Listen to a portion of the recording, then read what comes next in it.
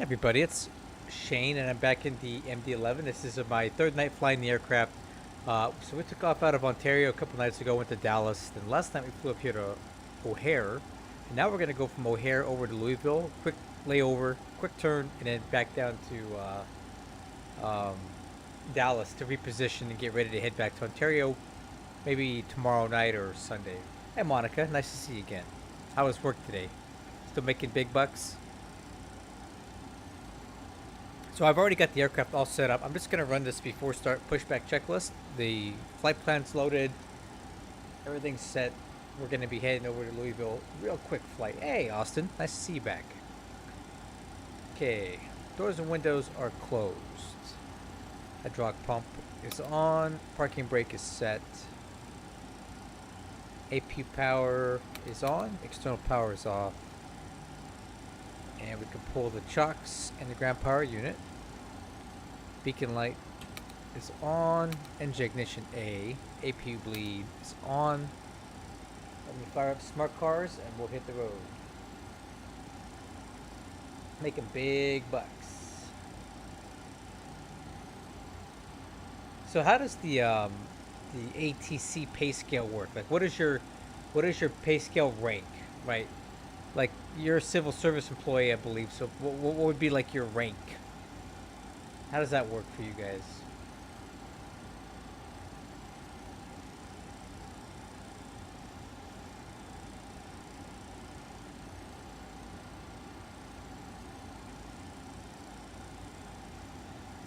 Okay. And push to start is ready, guys. We're ready to go. I did all the hard work for you guys. Here comes the pushback. Light them up. We'll just focus on flying right now. Okay, let's go ahead and start engine 3. Button out, light on. Rotation on 3.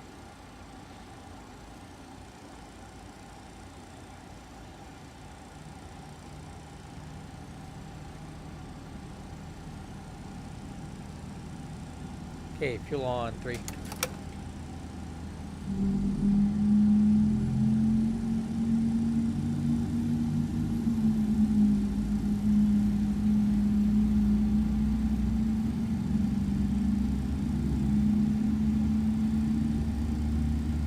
Alright, good start on 3, starting 1.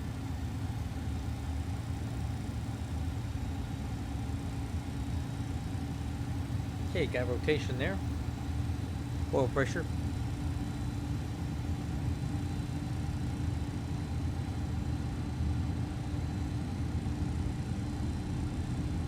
Alright, fuel on 1.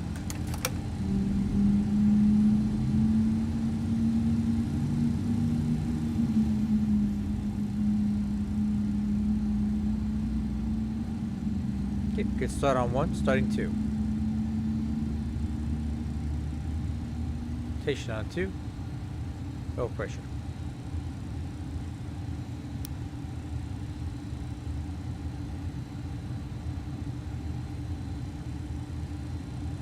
Next, that trim is set.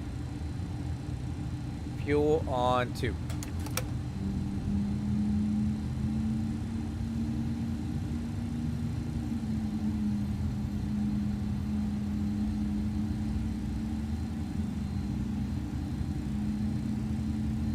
Just about done here. Go ahead and set your parking brake.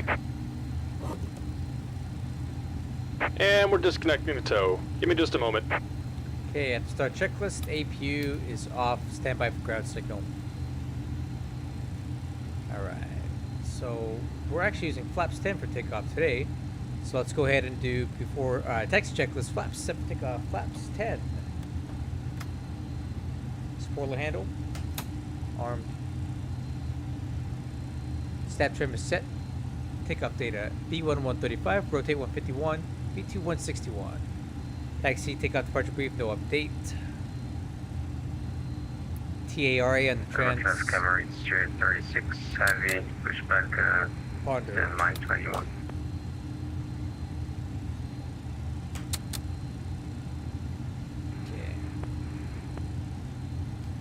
And we're disconnected. Signal and pin on the right. Take it easy and have a safe flight. Alright, see you on the right.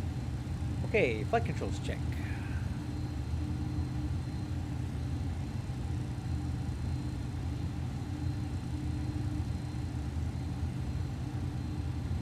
Okay, flight controls are checked. Alright, so here's our taxi plan. We're currently over here at the UPS ramp. We're going to taxi over to runway 22 left, which is here. So we're going to go up here to Sierra 1, uniform, left on Foxtrot, cross that at 28 center, right turn on Papa, left on Yankee, cross 28 right, then right on November, full length departure, 8,000 feet available. O'Hare traffic UPS 2257 heavy, taxi to runway 22 left from UPS ramp via Sierra 1, uniform, Foxtrot, cross 28 center, right on Papa, left on Yankee, cross 28 right, November. Alright, let's go.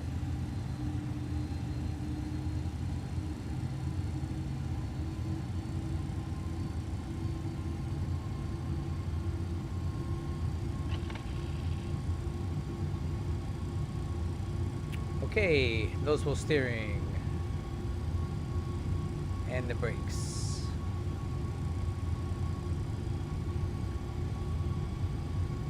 So we got the latest version of XVatsim up. One of the changes that Darren made, I gave him a recommendation here. So now the XVatsim has a function so that if you're going to divert, you can put in your divert airport and it will resequence the controllers for you here. Alright, looks like Chicago Center came back online. They were offline here for a little bit, so let's go ahead and dial them in and see if we can talk to them right now. 134-875. 134-875. 503. 550. 7140 Bravo, runway 4 right, clear to land, wind 2109. Clear land 4 right, 7140 Bravo. And United 223, welcome to Midway, Yankee, Tango, Alpha 19. Yankee Tango Alpha 19, no, United 223. That was 1447, turn right heading 010, join 4 right, low clouds, call the field site. 010 will call 1 field inside, 1447. Speed 826, radar contact, flight 200. Hey, I know this guy. He's from LA. Okay for American 1756, steps away for 5 minutes. Sure. Call descend maintain 13,000 though. Yeah, we're just heading to 13 and we'll call you back when we're This back. guy's from LA. Thank you. United 9120 heavy, descend maintain 3,000. 3000, 9120 heavy. 920 heavy, you have the field site, currently at your, about 2 o'clock and 12 miles. Was that for 1447? Negative. United 9120 heavy, flighting 060, advise when you have the field site, 2 o'clock, 12 miles. 060, and we got the field inside, 9120 heavy. 9120 heavy, cleared ridge approach runway 10 center. Clear visual, 10 center, 9120 heavy. United 224, squawk 55760, you have that? Southwest 1447, field inside. 5576 in the box, United 224 heavy. Thank you, United 224 heavy, radar contact flight 320. That was 1447, cleared ridge approach runway 4 right. 4 right, cleared visual approach, 1447. Chicago Center, UPS 2257 holding short of 10 center, taxi 22 left, Chicago.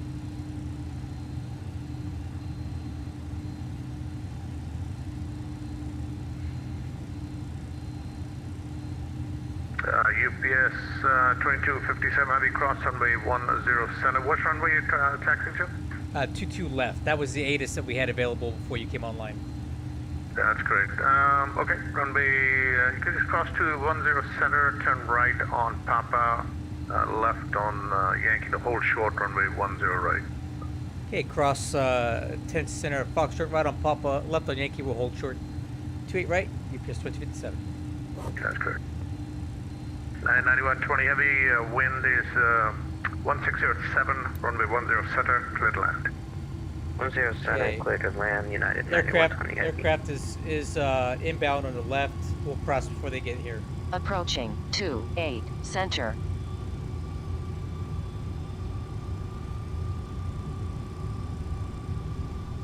So this controller, Shez Ansari, he's one of my favorite controllers in LA airspace, and apparently he does Chicago too. This is really a nice bonus for us because he's a really, really good controller. What's up, code breaking? How you doing? Oh, he is? Oh, we got Stephen Welch on too. We're gonna have good wind is ATC then. 2109, runway 4 right, clear to land. 24 right, clear to land, 1447.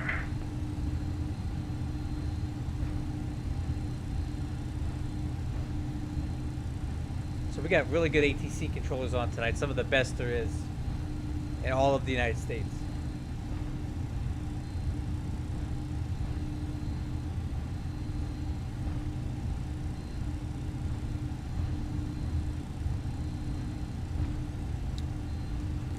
Don't you normally do LA airspace? That is correct. I will a bit later. Voice sounded familiar. Of course. Thanks for being here. Oh, On continue, sir. 2505, expect the visual approach runway 10 center. 50 ILS for weights, 10 center, Delta 25. So in the MD-11, Visual. Visual, sorry. when I want to increase my taxi speed, I'll usually use just a center engine to do that. It's an LA accent. Yeah, lots of visuals there. Unusual here. United 224 Heavy, I have a question. Good with the question. United 224 Heavy, what position are you planning on staffing in LA? Because I'm planning to fly there after this. Probably center. Roger. Oh man, we're gonna miss out. But hey, we got him for this, which is great for our flight tonight. Tower 1433, contact Indy Center 1, 28.22, good day. Southwest 1433, Indy Center 1, 28.22. 28.22, Southwest 1433, CM. Yeah, United 2465, expected visual approach, runway 10 center. Expected viz, 10 center, United 24. Hey, this is Yankee here. We're gonna make a left turn, and we'll hold short of 28 United right. 1286, expect the visual approach, runway 10 center.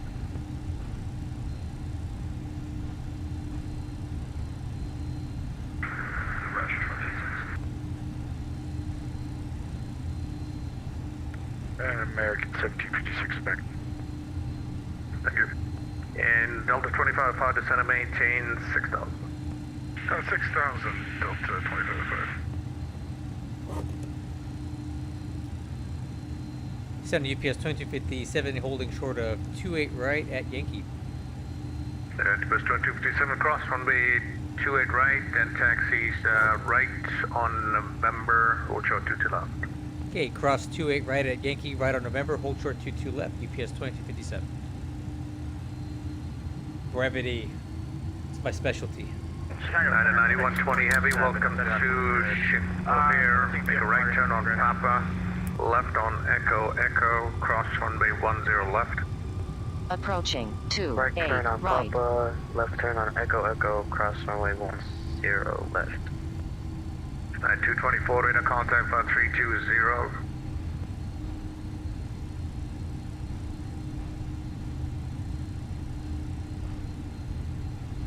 Well, good evening. That was okay. 236 heavy. It was day 12 of a 12-day work week for me, so I'm pretty tired.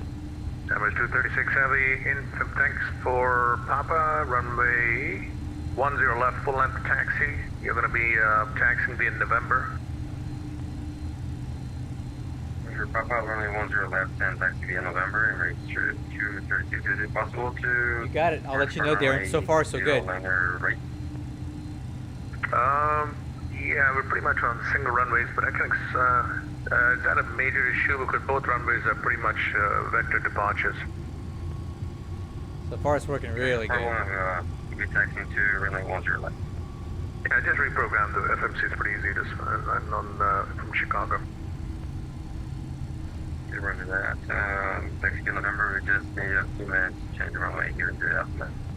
No worries. GPS 2257 heavy, flying 180, runway 22 left, clear for takeoff. Clear for takeoff, 22 left, fly heading 180, UPS 2257. All right, crew, heading United select. 1286, descend maintain 7000. 1286. American 1756, back to visual approach runway VNAV. 10 center.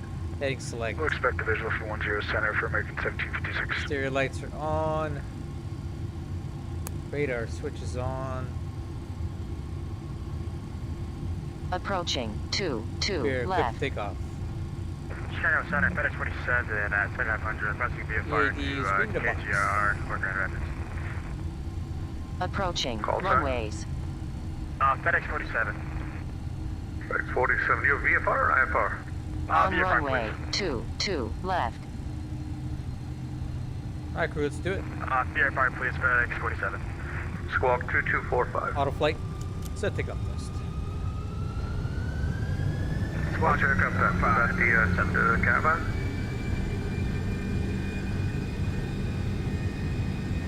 FedEx 47, what's your aircraft time? 208 Great Caravan. 80 knots. Clamp. FedEx 47. Thrust set.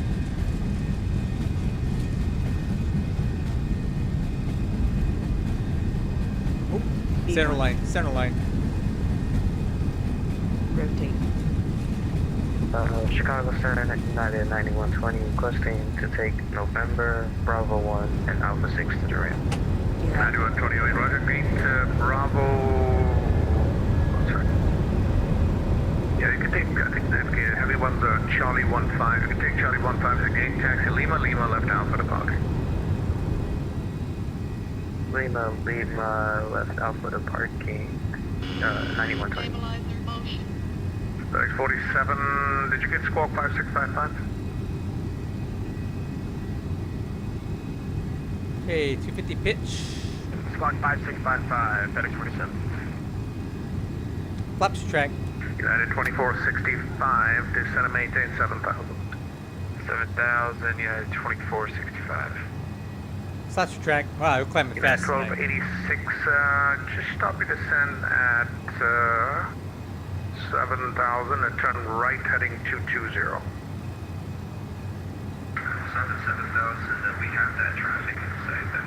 Do you want us to turn down or do you want us to turn? Yeah, I'm going to just turn you further south. You can fly heading 270 now, descend and maintain 7000. Alright, we'll fly 270 on traffic. Yeah, he's going to be south of you, it's okay.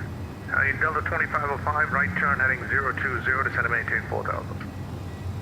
020 down to 4000, Delta 2505. American 1756, descend and maintain 7000. Things climbing pretty light tonight. About a 417,000 pound United, takeoff. UPS 2257, heavy radar contact. Looks like you just went through the altitude, but what's your altitude? Climbing through 6,000. Sorry about that. You weren't here when we planned this. No worries. Radar contact 6000, climbing to about 350. Hey, climb maintain flight level 350, UPS 2257. Oops. Number 236 heavy, now right. Yeah, so the ATC guy showed up after we had already set up the aircraft for flight, so I had not planned on leveling off. Contact out of 6,800. Proceed You know, direct to the field, call the field side. why would I if there's no ATC here? But he showed up and I didn't adjust for that. Down 2505, further right turn heading 070, join runway 10 center, localizer, call the field site. 070 for the localizer and call the field site, Delta 2505. FedEx 47, fly direct to the field, call the field site, landing runway 17, information Alpha. Flight track heading to the field. Okay, autopilot. Runway 17, Tax 47. Delta 2505, descend and maintain 4000. Down to 4000 and we get up the field on 2505. 2505, join the Like localizer, clear direct for your approach Whiskey. runway 10 center. And now. Join the localizer and clear for the approach runway 1 center, Delta 2505. Chicago Center, this is Kyle 6421, level 280. 33 miles from Island, back to runway 9 center. Got a 6161, thank you. United 1286, descend and maintain 5000. Alright, after takeoff checklist, landing gears up. United 2465, descend and maintain 5000. Spoiler handle, disarmed. Auto brakes. United 2465, descend and maintain 5000. Off. 5000, Flaps 2465. up.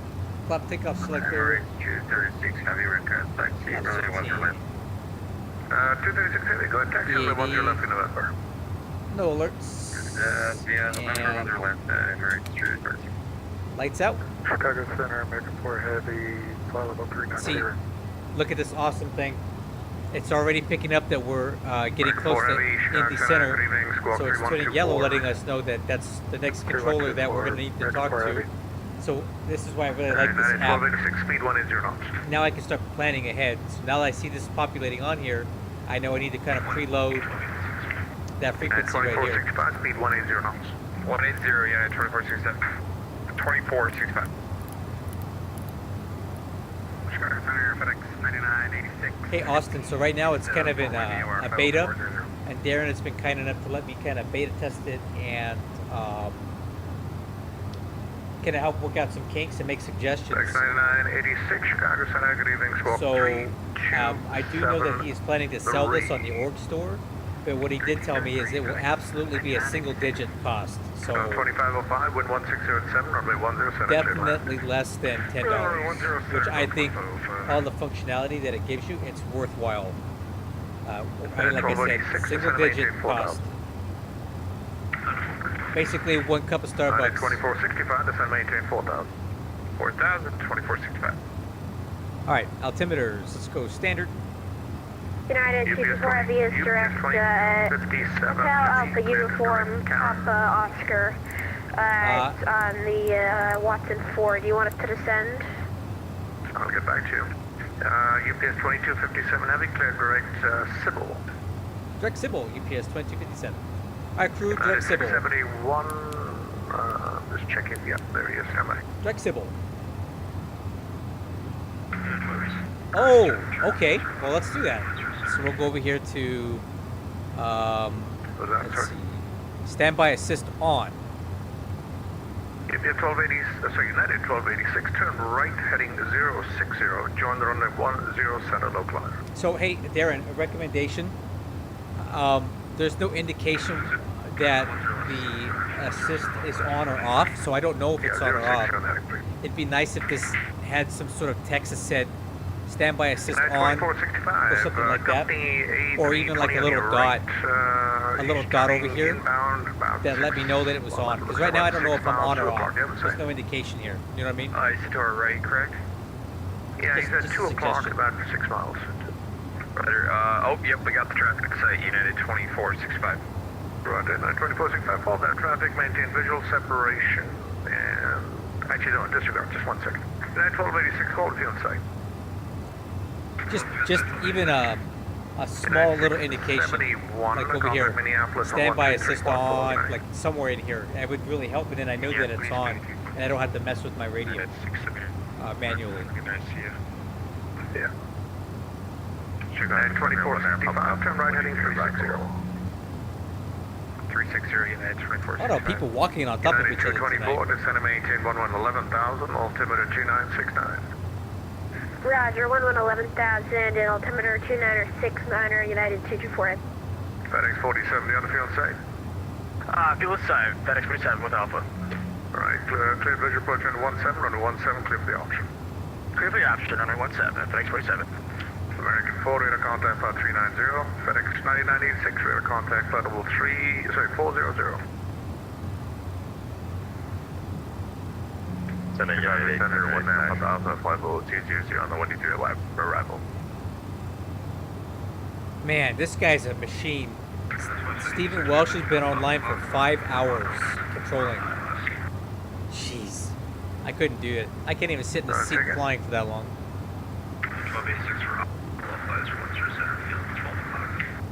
Okay, thanks. United 1286, clear visual approach on 10 center. United 24, say, go ahead.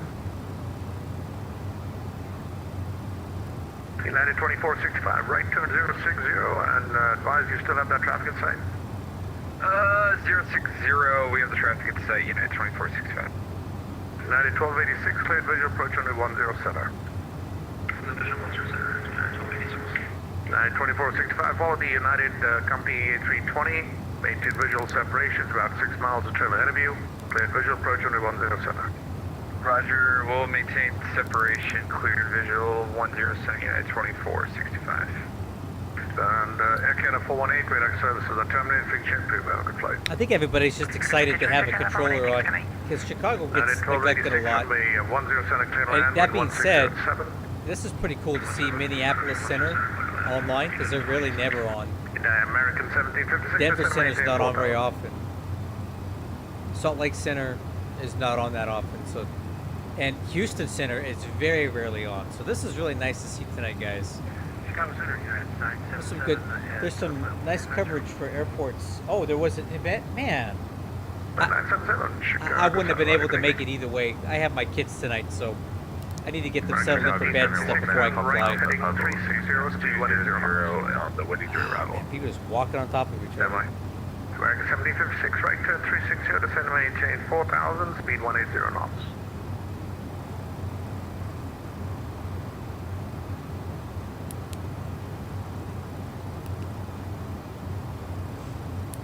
Not hearing anything. Sorry, down to 180 on the speed and 360 on the heading for American 1756. Number 1919, Papa Alpha, squawk 0032. 0032 for 19 Papa Alpha.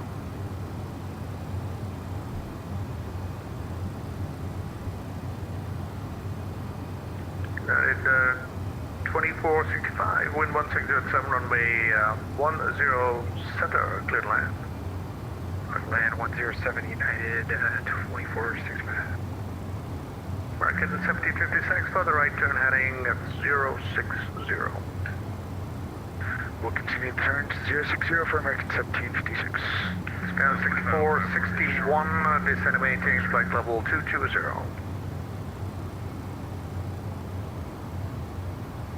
Sky 6461, descend and maintain flight level 220. Descend flight level 220 is pilot, that's 6461. Delta 2505, mature 10 left to Foxtrot. Delta 2505. When you say active, you're talking about right now or all the time? Because all the time, they're definitely right not. On runway 10 left, turn left on Echo Echo. Your sister has a kid. That's cool. That's cool. I got a kid. I got two. 1756 traffic, United A320 at your 1 o'clock, about 9 miles. Do you have a sight? We got that traffic in sight for American 1756. Alright, follow that traffic, maintain visual separation, runway 1, clear visual approach, runway 10 center.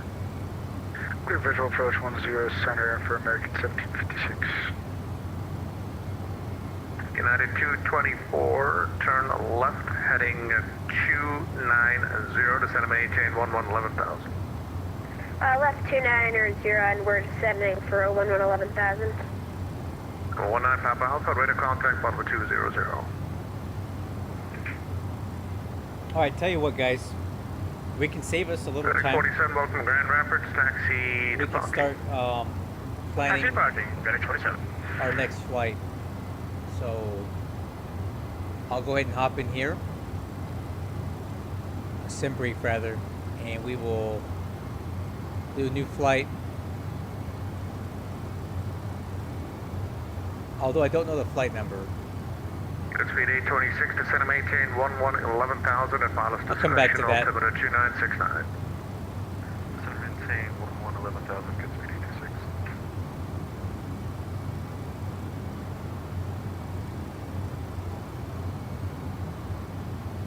American 1756, the wind is 1607, runway 10 center, clear land.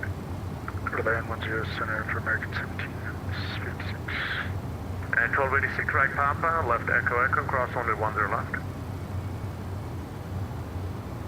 Right Papa, left Echo, cross 10 left Echo Echo. Ooh, spicy weather at Dallas. Gate Charlie 7, taxi via Lima after Echo Echo, Lima Alpha to parking today. Cool. I'll just kind of leave this like that, but That'll save us a little time when we get there. I never see Houston on, never. And Denver a little more often, but Houston is very, very seldomly on. 224, expect 224 heavy, expect vectors visual approach, runway 10 center. Roger, we'll expect vectors for the visual 10 center United 224 heavy. UPS 2257 heavy, contacting the center 128.122, good night. 2822 for UPS 2257. So long.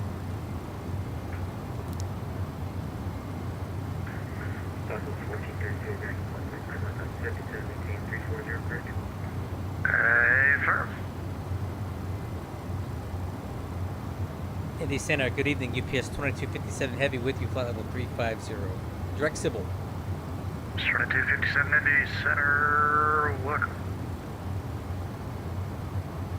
It's so nice to hear some people that I know. Mr. Ansari over there in Chicago Center, who normally does ATC in LA, and now Mr. Welsh here in Indy, which I've known. I don't know him personally, but I have flown under his ATC coverage for many years. Given that I'm a UPS guy, I get a lot of action in and out of Louisville, so it's pretty cool to hear these guys tonight. Number 7 Zulu Papa, contact Columbus approach 132.3. 3230. Zulu Papa.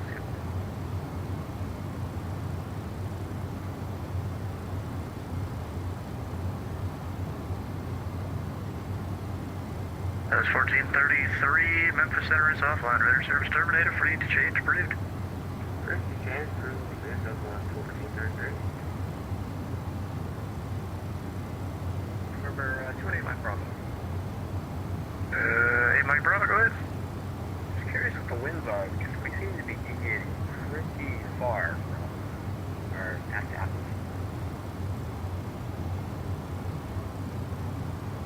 I mean, what do you mean winds? Like winds aloft? Well, they're not pretty, I can tell you that. Looks like it. We're supposed to be at Athens over in Martinsburg. Well, that probably means you didn't go correct the fix like you really should have. Thought it did. Would be. I don't know what's going on. According to the plan, flowing straight left, facing straight. Heading us straight with flowing left. Yeah, that's how wind and all that works, yeah. But proceed direct apples. Oh. What's up, muscle man? Welcome aboard, man. We have to proceed direct apples to a micro. Make sure the nav mode's on the autopilot this time. I mean, saying it is, we're supposed to be on track, but it's the So, this conversation that they're having right now. I think in the CJ4, if I remember right, there's a direct page you go to get direct. So, I did that for, I think the guy's confused because he wants to fly in line with his magenta line, but he's kind of off track. And it's probably because of this wind. We got like a 90 knot crosswind right now, so we have to fly a wind correction factor here to maintain a certain track. So my heading is 192, but my track is like 180, right? And I think homie's getting confused about track versus heading. I don't know. Maybe not, but that's what it sounds like to me. Like he's not understanding how the winds affect his track versus his heading.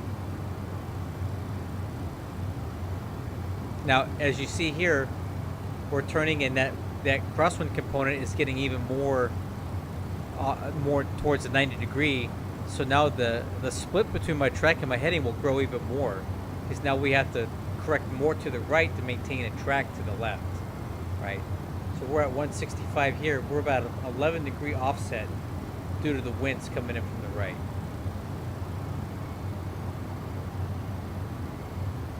And normally your autopilot corrects for this. You don't even have, there's no pilot intervention required to fly a wind correction angle. But like if you fly general aviation, like VFR stuff, where you don't have an autopilot, you have to do this yourself. And when you're doing your private pilot license stuff, like when you're doing like turns around a point, a lot of times, like my flight instructor would tell me, like, hey, you know where the wind's coming from, you can feel it. So like this downwind leg, when you UPS turn in. 2257, descend via J Money to Revel, landing south the Louisville altimeter 2982. Okay, we'll descend via the J Money to UPS 2057. Oh, what's up, Wrecker? I appreciate you joining in, man. We're just about to start down here in just a minute. I'm gonna go ahead and go over my. Let me go over my landing data stuff here. So I'm planning on a runway 17 left. We'll do a flaps 35 approach to this because we're pretty light tonight for this one. 154. Auto brakes medium will be just fine. And we'll use like a moderate amount of reverse thrust here.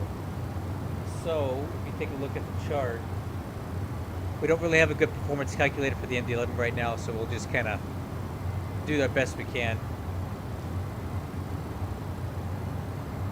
Nope, I'm on my 7 left.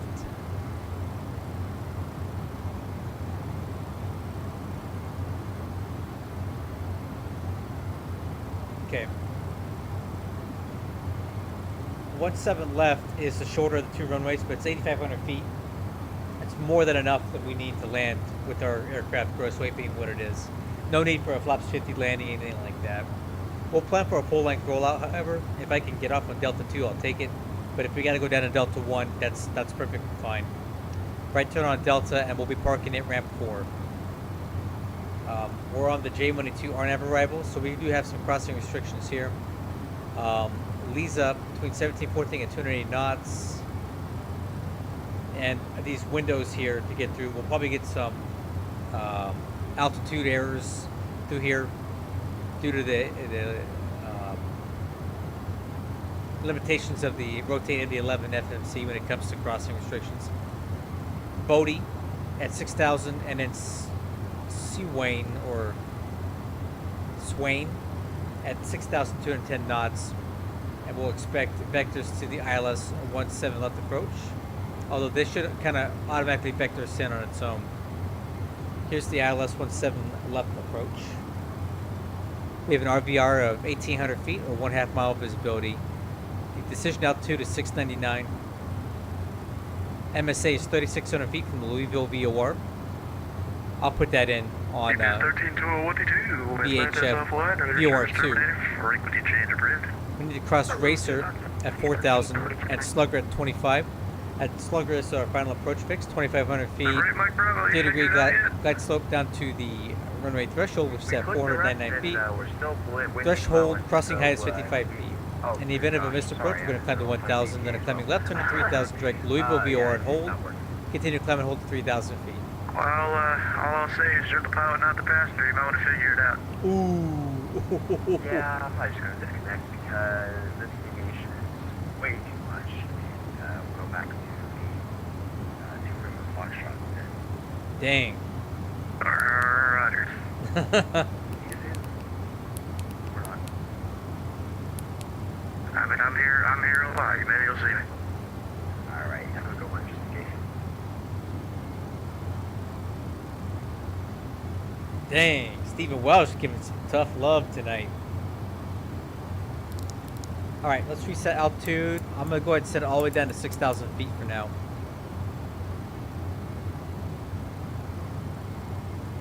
Alright, arrival and approach briefing is performed. Wind chill anti-ice not required, no precipitation. Decision altitude.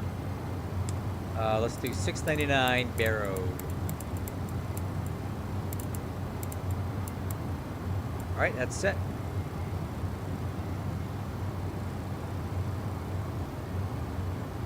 P-Bot 5911, Cleveland is offline. Radar service terminated for empty change approved. Okay, vertical alert. Profile to 6. And then we got an intermediate stop. Profile at 20.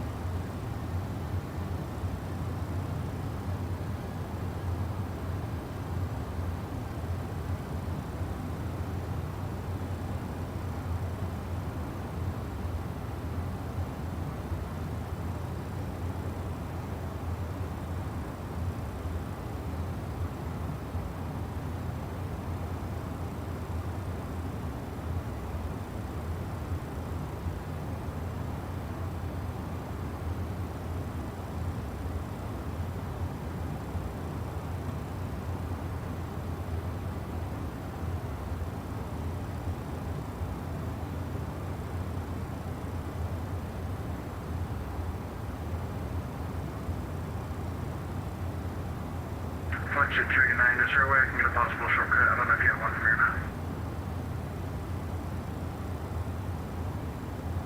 Flight 29, say again? I was just asking if there's a way I can get a possible shortcut, or is there not one for me? You're basically direct Little Rock. Affirm. Yeah, it's just how the winds are this time of year. F1 has like 150 knots in the face almost. Yeah, I didn't realize it when I planned this flight. I was just kind of blind setting this flight. Just said free ball it and then, yeah, bowling down facing this. And well, a general rule of thumb is if you're going westbound, you're going to get a bunch of headwind. If you're going eastbound, you're going to get a bunch of tailwind. That's absolutely true.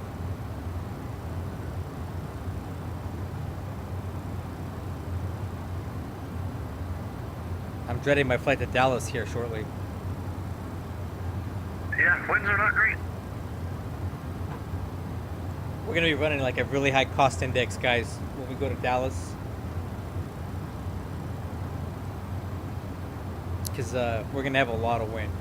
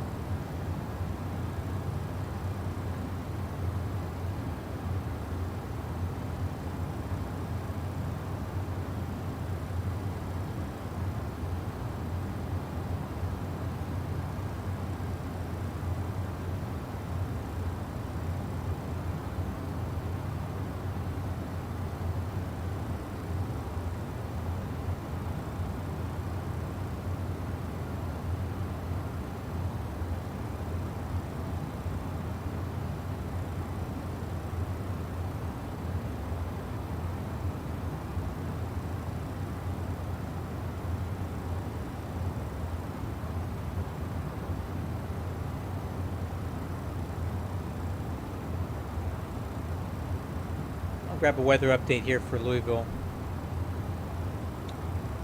Okay, information Lima, wind 1903, broken at 11,000, overcast at 15, temperature 19, altimeter 2982. I'll put that on a standby now so I don't forget.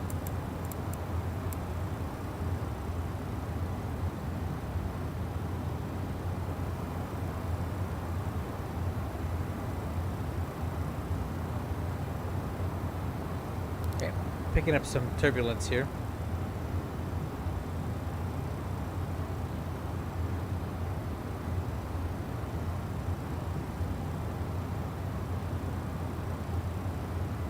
UBS 2257, information Lima is current. You got a runway request? Yes, sir. 17 left, please. UBS 2257 at Alexi, clear the ILS runway 17 left approach. Okay, cleared ILS 17 left approach at Lexi, UPS 2257.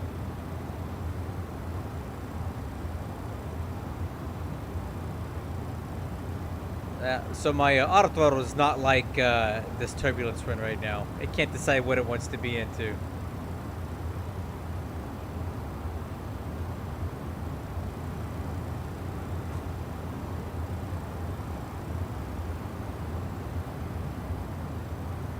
There we go. Idle thrust.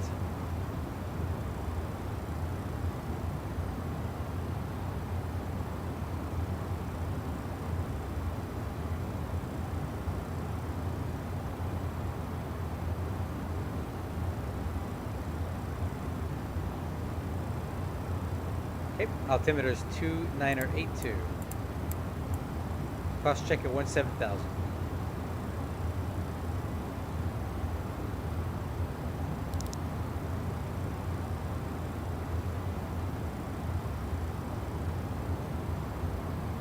Cross checked.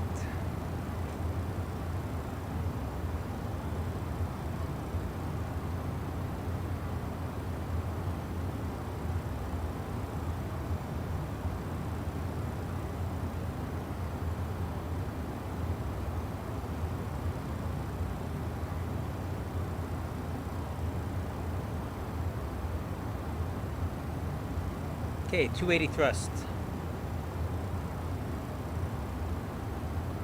Yep. I won't be out there on the West Coast tonight, though, unfortunately.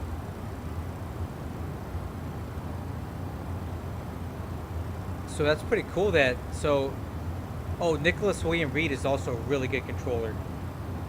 I would say, so I would definitely rank ZLA, which is Los Angeles, as far as the sheer quantity of quality controllers. They probably have the most. So LA is always, like, Southern California is always a great place to fly if you want quality, good, consistent VATSIM ATC guys. I'm not saying that other RTCCs don't have good controllers. Clearly this guy is really good. Alright, speed brakes or spoilers. But the quantity of controllers at LA that are good is just higher than any other place, I would say. And that makes sense. I mean, LA Center is the most, I mean, there's like 40 million people that live in California, right? So it stands to reason a lot of these guys are flight simmers who want to be in that area. And a lot of controllers live in LA area, so they're going to want to control their local place, right?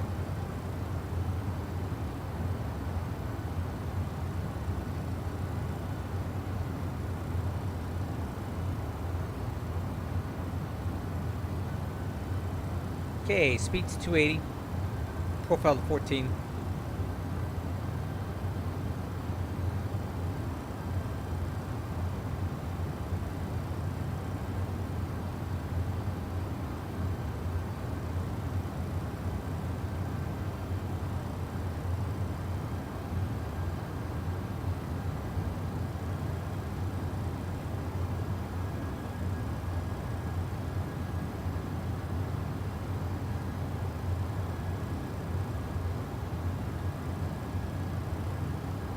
Oh, this is another great controller, man.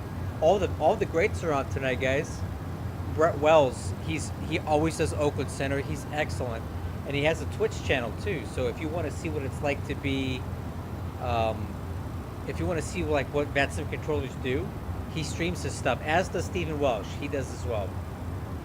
Stephen Welsh also has a Twitch channel, and he streams his stuff. And then, actually, you can see his channel down there is twitch.tv/STW22. In fact, I'll go ahead and copy that for you guys. You can, if you're curious how what the controllers see.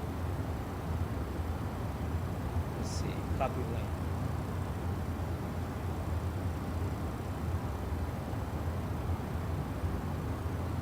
Well, they get busy. If you're talking like SoCal Approach, the 2805 guy, they get slammed pretty hard.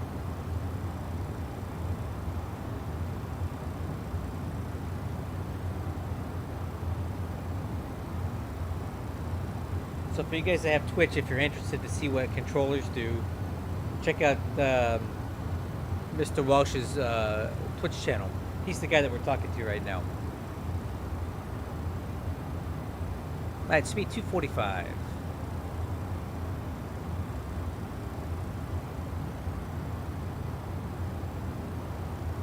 And if you do go there, tell him I sent you. I owe a little debt of gratitude to Stephen Welsh, this guy, because he streams and he's an air traffic controller. He actually taught me how to put my stream links into my flight plan comment section because I wasn't doing it right.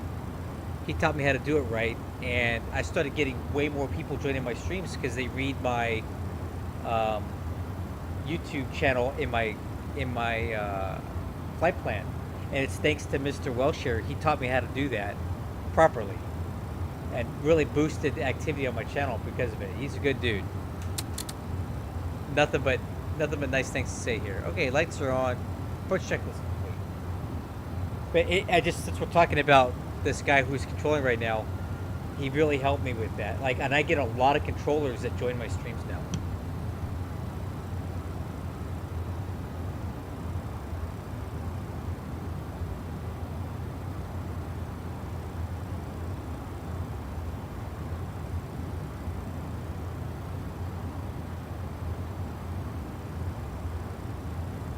Yes, sir. I'm doing like a week-long trip in the MD-11, and then I'll put it away and switch to something else. But I flew it out of Ontario a few days ago, and I'm gonna eventually get back there.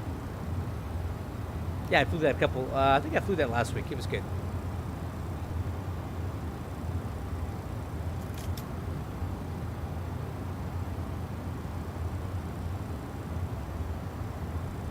Oh, but you're a real controller, Monica. I think Mr. Welsh. I don't know what his real world occupation is. Maybe he works for the FAA too. I don't know.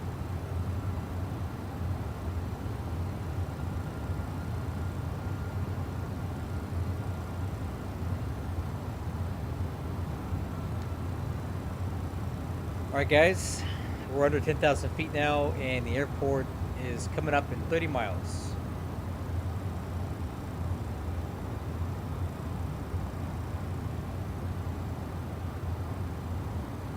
I'm gonna go ahead and reset altitude down to 4,000 feet. That'll get us to Lexi.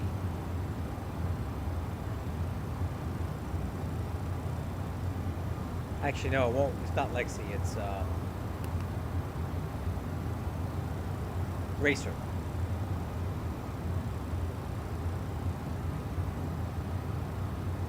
Dude, I bet your electric bill at your house is astronomical running that computer 24/7 like you do. Alright, altitude air at Bodie, that's fine.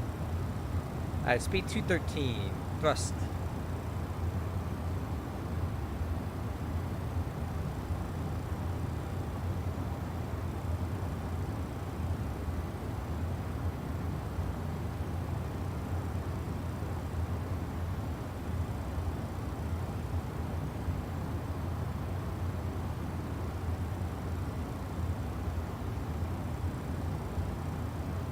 Yeah, but if you're flying it for 15 hours, the computer has to be on for 15 hours, man.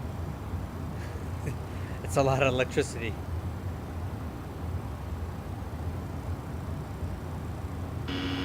Stabilize their motion. Oh, Indy Center's closing in 10 minutes. I don't blame him. The dude's been on for over 5 hours, so. Flaps 15. One advisory. It's more heavy steel.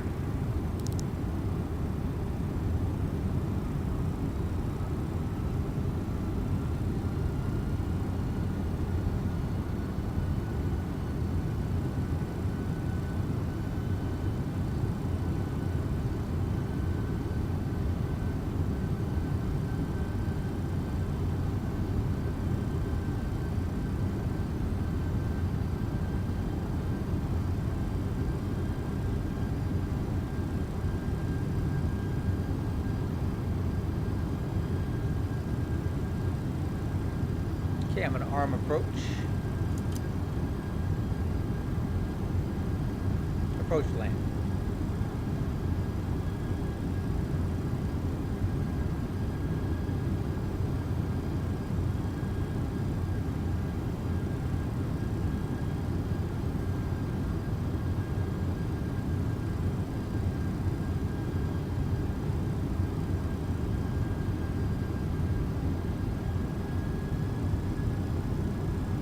.183 thrust.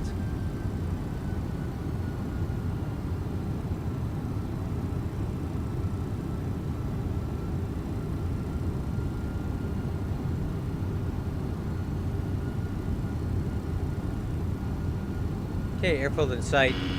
Stabilize their motion.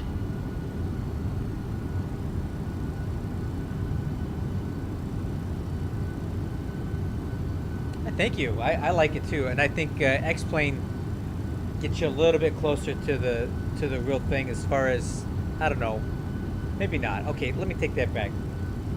Microsoft Flight Simulator is good too.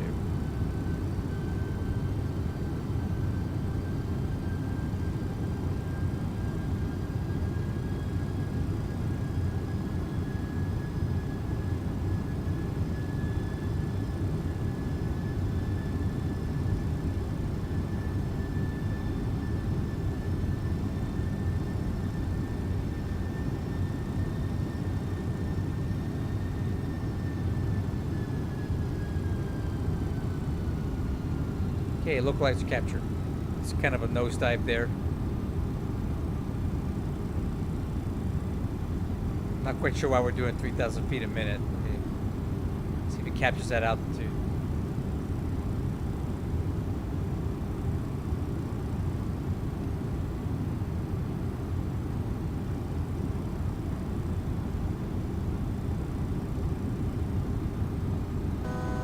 Altitude.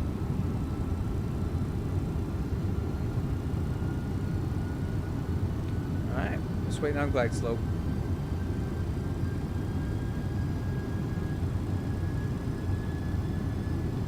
We set altitude down to 3,000.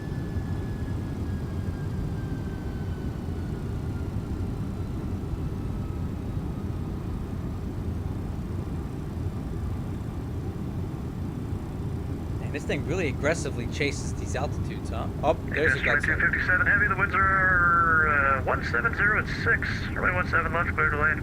Clear land, 17 left, UPS 2257. Alright, wind is right down the runway. Tell you what, we'll hold altitude at 4,000. Altitude. I'm gonna get this glide slope.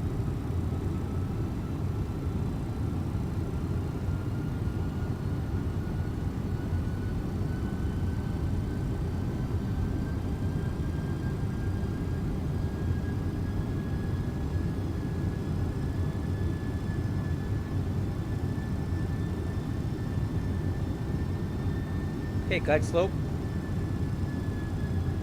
Gear down, flaps 28. Oh, not good. My flap handle came off.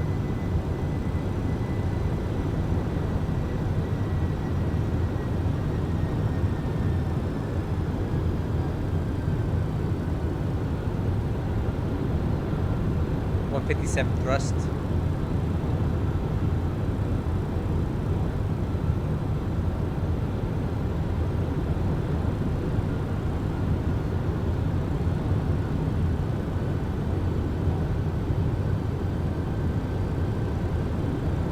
Alright, flaps 35. Landing checklist. Landing gear down, 3 green, 4 green. Speed brakes, spoilers, armed, auto brakes, medium.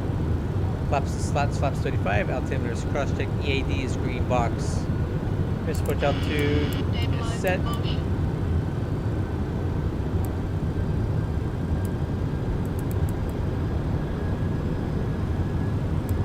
Push approach heading is set. Now we're clear to land. FedEx 5411, Cleveland Center is offline. Radar service terminated. Free to get your engine approved. 2500. Okay, I'll take it from here. Autopilot. Autopilot. Do auto throttle off for this one.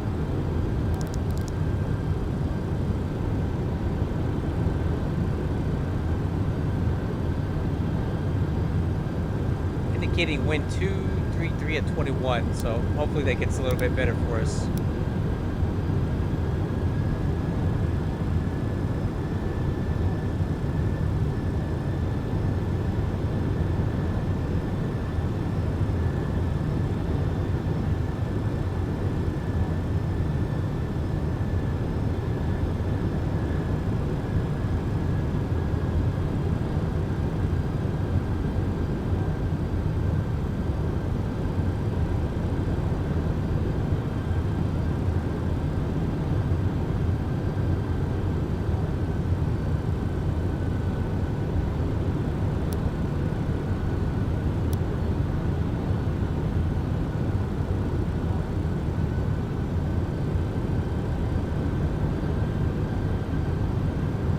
Okay, wind is still 223 at 20.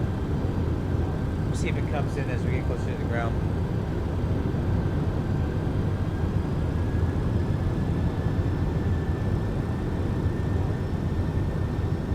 Okay, a little bit low, correcting.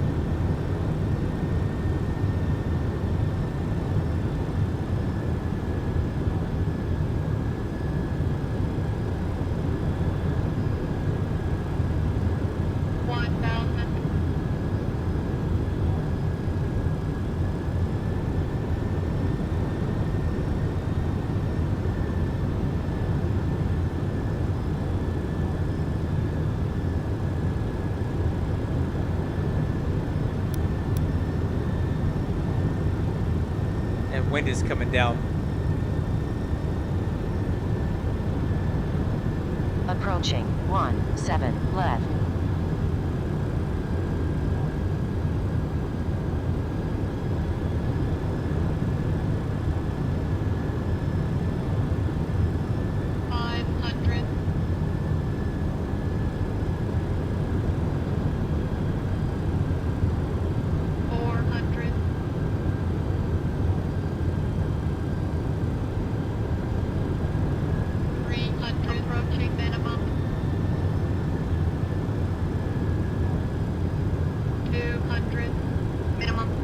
Continue.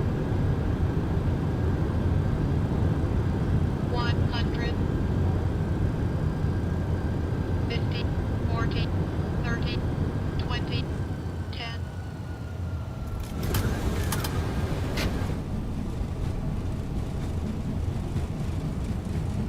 Reverse available. Spoilers deployed.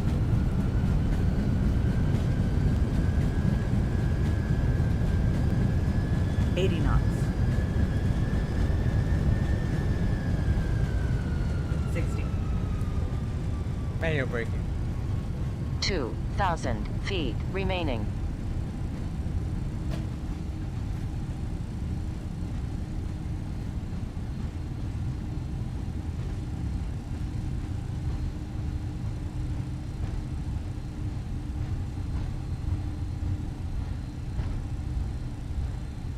I'll take that.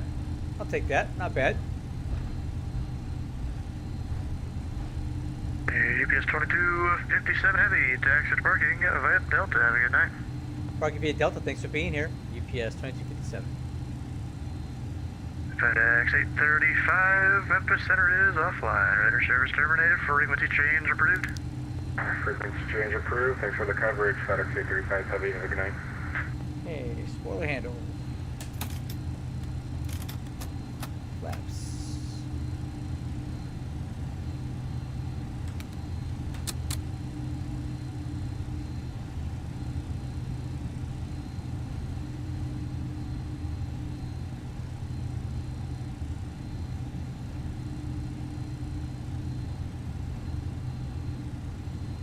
Okay, radar switch, nav lights, nose lights, high intensity lights, APU.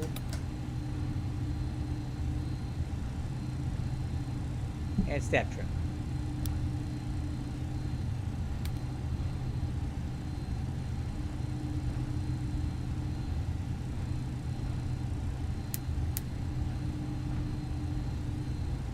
CG disag, that's okay. We're landing anyway.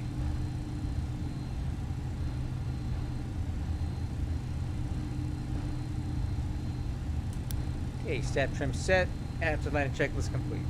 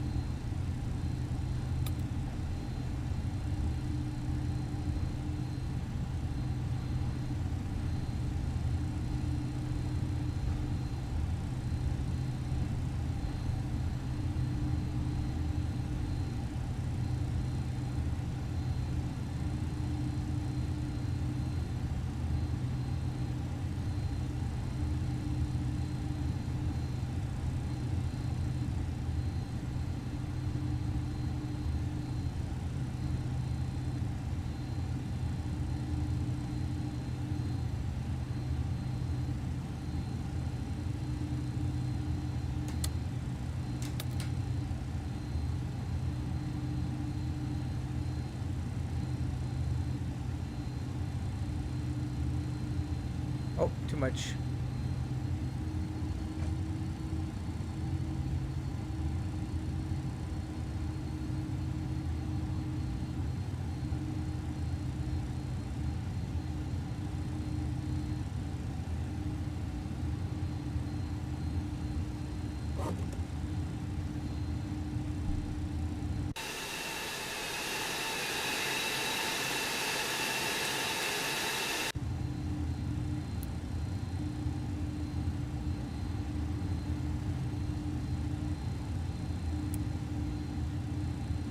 Okay, parking checklist.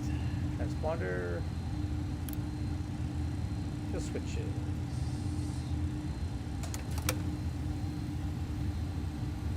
Flex data 289, 47 close by night. Ready for service terminated. Free to change approved. Have a good morning. Alright, over to you, Macomb. Have a good night, sir.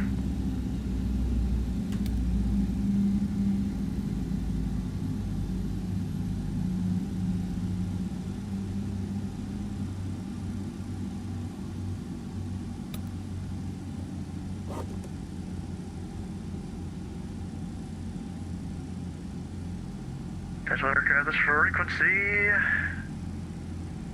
Indy Center is now closed. All class Delta Charlie Bravo inbound services are now terminated. As of 0418 and 1/4. Have a good morning. Nice, Steve.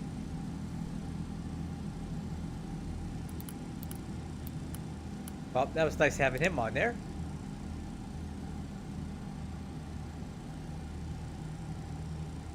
A little rough landing. A little rough landing?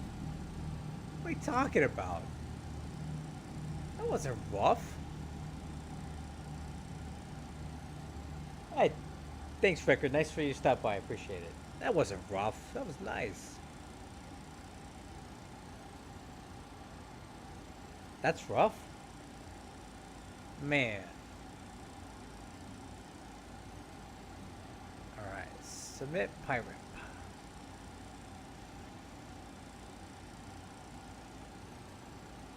Alright guys, let's go ahead and get set up for the next flight.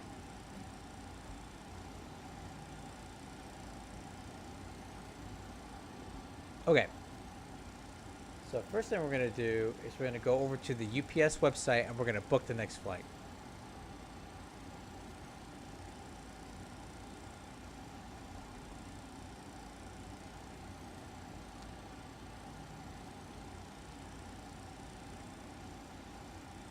Okay. Aircraft hangar. We'll go get the MD-11.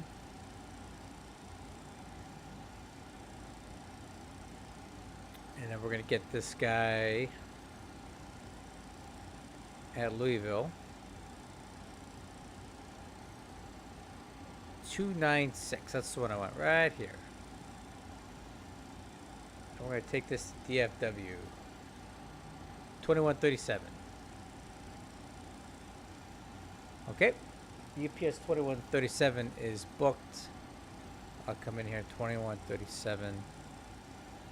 Takeoff time, we can make that 4:40.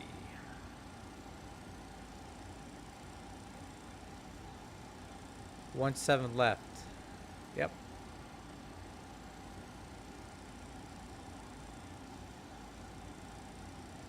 Okay, that's in there. Now I'll come over here to XVatsim. File that flight plan. And that's going to be 2137. So now we're going to go here, disconnect, reconnect 2137. Okay. The flight plan is filed. Now we'll see if it picks up our new flight plan here. What you can also do is go over here to XVatsim and do reset XVatsim session. Now it's going to go and search for your flight plan and pick up the new one once it's made its way onto the system. Could take about a minute or so. Alright, now I'm going to grab my checklist. Actually, I'm going to reload it. And we'll take it all the way down here to the EIS panel. I want to get this reset. Let's take this to plan. There you go. See? New flight plan's loaded up. I got to the Wixer off.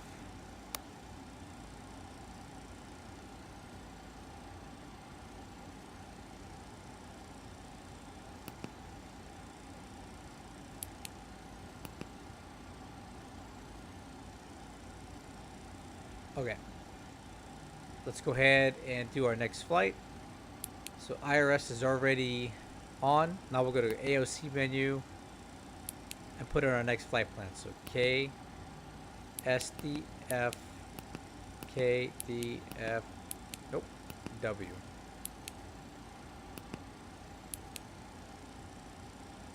Yep, there's our new flight plan. Okay, Louisville, 17 left, hit I-1, ramrod transition, Seaver 4, runway 18 right. Let's insert that. And let's validate this. Okay, and then we're gonna add the ILS approach for 18 right. That's what we're expecting at this time. I-18 right. Let's make sure we get the right transition here.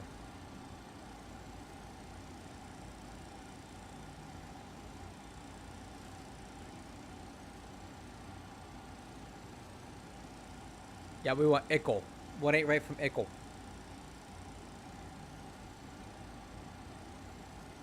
Okay, Ickle. Insert. Alright, flight plan looks good. And then back over to AOC comm. Let's grab the wind.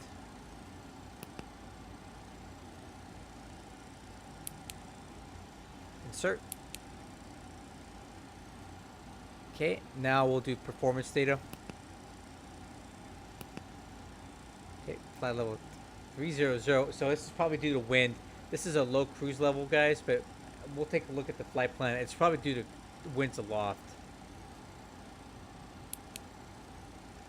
Insufficient fuel. Well, I know we're going to put some more fuel on it. Don't worry. Now let's do weight and balance. So for this flight, we have block fuel 54.7 and cargo weight 156.4.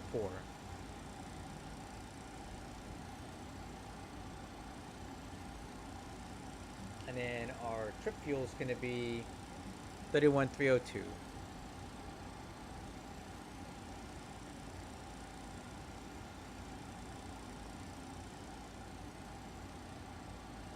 Okay, weight and balance is set.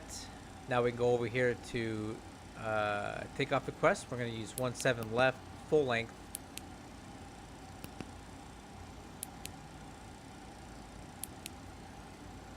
Left. Okay, flaps flex 58, flaps 15, 138, 153, 163.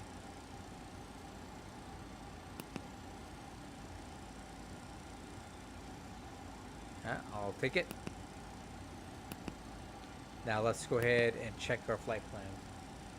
Okay, so our alternate is KOKC, which is Oklahoma City. Okay, fuel looks good. Flight plan's good. Takeoff performance is good. So flight plan here, takeoff there. We're all set. Alright, final cockpit preparation checklist. Fuel quantity 57.4 is loaded on board. FMC is checked. Flaps takeoff selector, flaps 15. IFR clearance. We have squawk code of 6766. 6766. Radios are set for takeoff.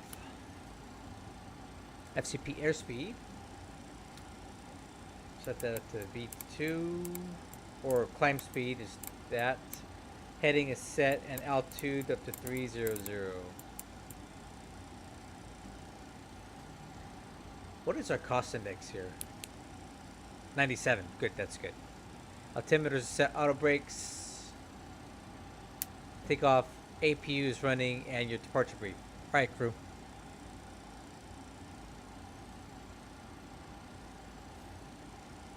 Let's go over this departure brief. So I'm currently over here at Louisville. Ramp 4.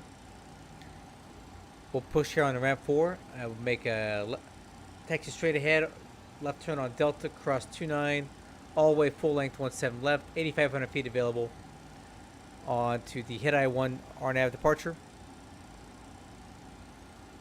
Instructions are climb on heading 170 to 1020, then direct across, drop at or below, or at or above 2,500, sorry. And at or below 230 knots, and on track 136 to Louisville, then on track 187 to merge. And 249 to hit A.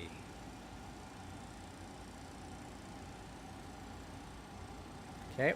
And then it looks like our total flight time tonight's going to be about an hour and 56 minutes.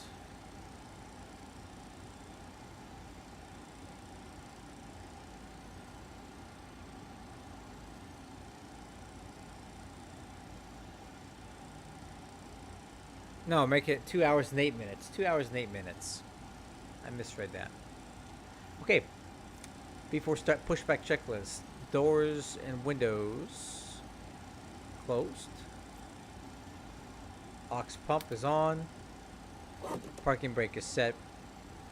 APU power is on. External power is off.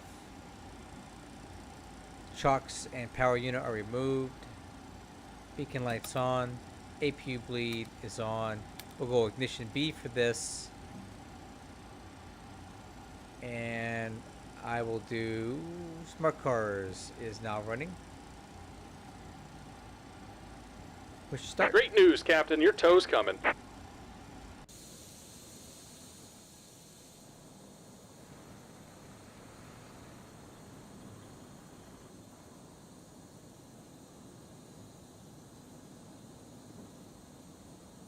Okay, nobody's at Louisville right now. All right. Looks like the doors and hatches are closed and we're ready to connect. Do it.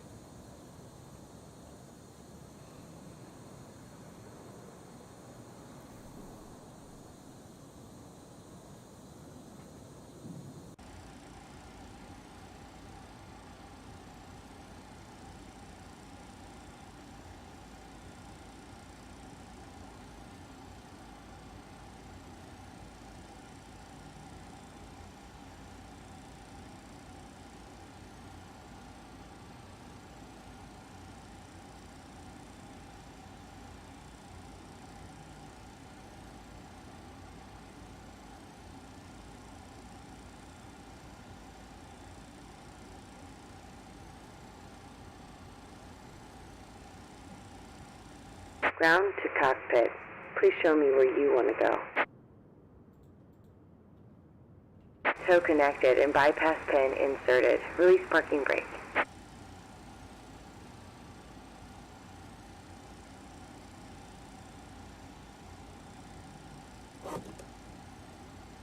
Starting pushback, and you may start engines.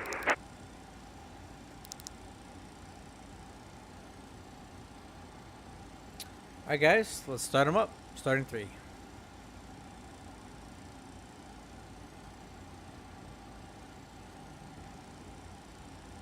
Rotation on 3. Oh, pressure on 3.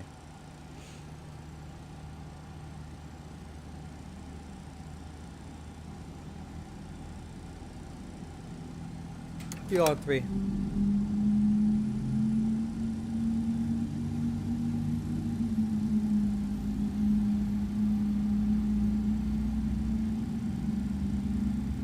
Alright, good start on 3, start at 1.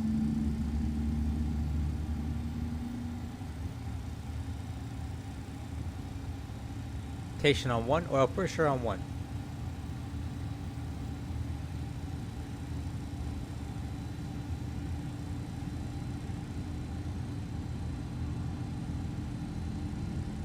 Okay, fuel on 1.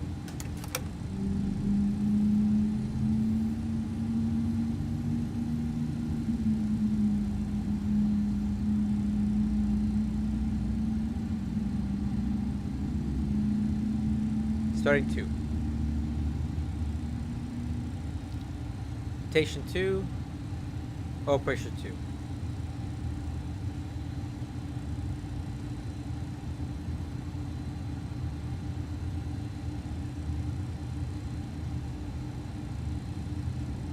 Okay, fuel on 2.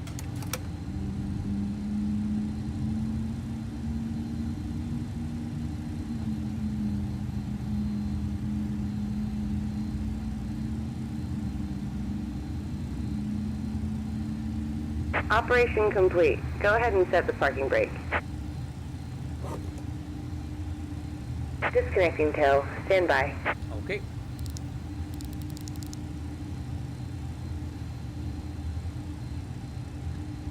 Alright, at the start checklist. Taxi checklist. Flaps. 15. Step trim. 5.4.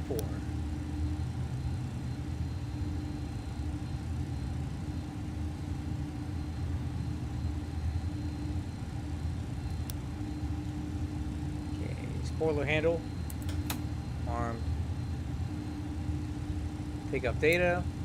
V1 138, rotate 153, V2 163, flaps retract 173, slat retract 218. Okay, transponder. TARA. Tow is disconnected and bypass pin has been removed. Hand signal on the left. We'll see you next time and have fun up there. Alright, see ya. Ailerons left. Ailerons right. Elevator up. Elevator down. Rudder left. Rudder right.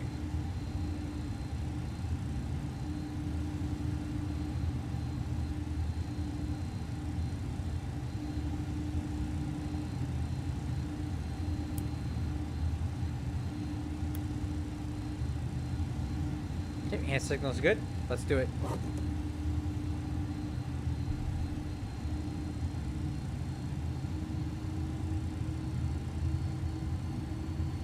Okay, noticeable steering and the brakes.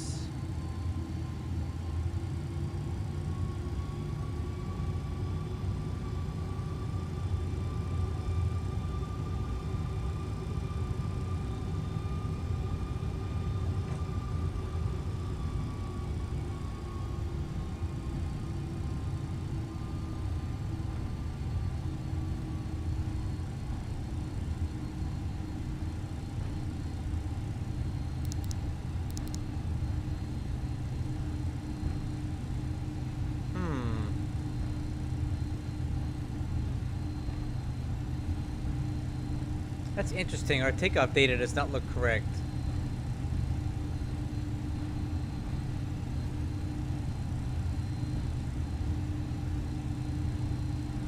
It looks like it's keeping the go-around data from the last takeoff. I wonder how we clear that out.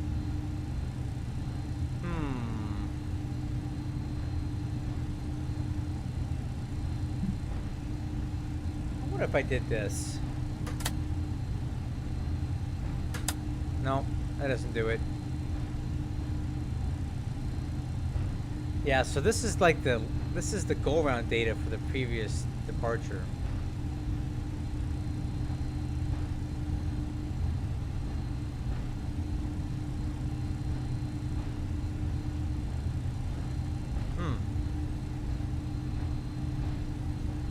Approaching 29. We'll see if it clears out during takeoff.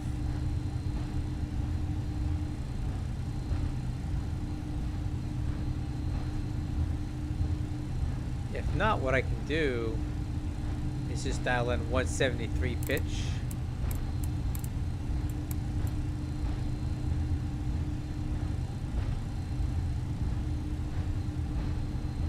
See if we can get that.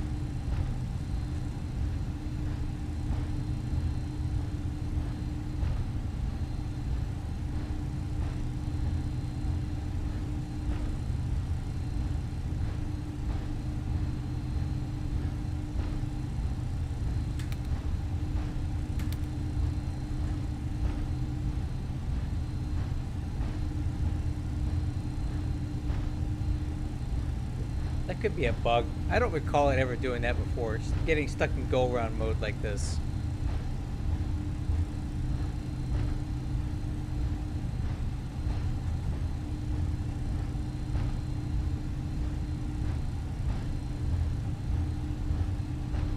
Ah, see the go-around limit.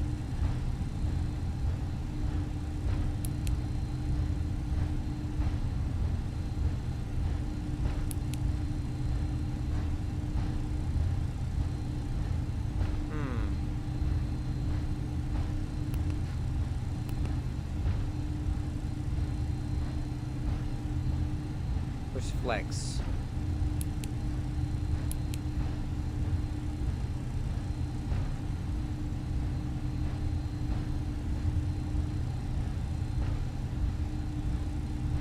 Yeah, see, it's got go-around limit in there. I don't want that.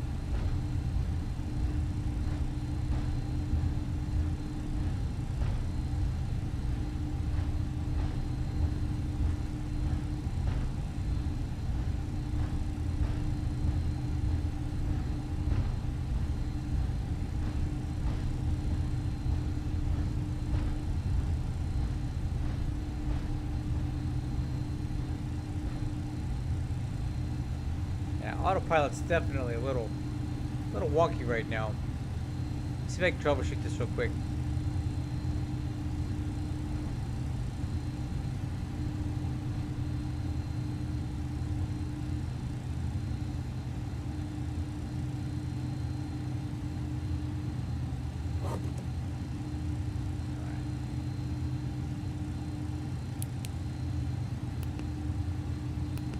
Let's try this.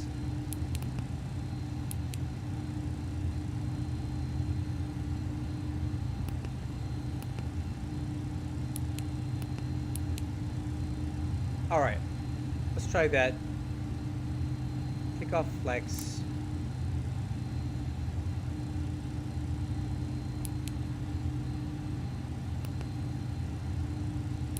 Yeah, see, that's not right.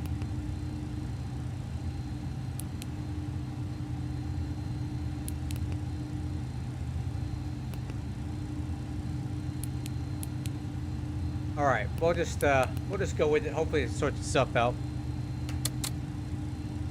EAD, exterior lights, radar switch.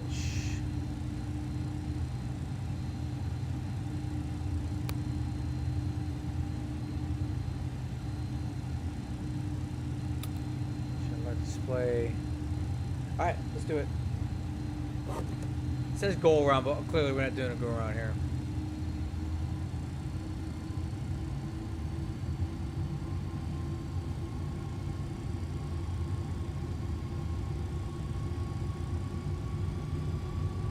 Approaching 17 left.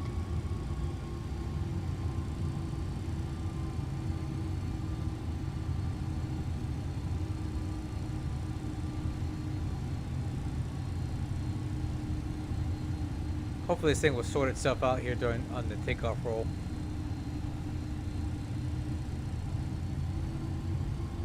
On runway 17 left. Whoa. Engine 2 vibe high. Okay. Hey, well, it looks like our little Lewis script for our first, it looks like our first failure has occurred. High vibration on engine 2. So that's good to know that Lewis script works. However, in this particular situation, I would like to continue my flight. So let's see if we can get the vibrations to come down here. We'll try this again.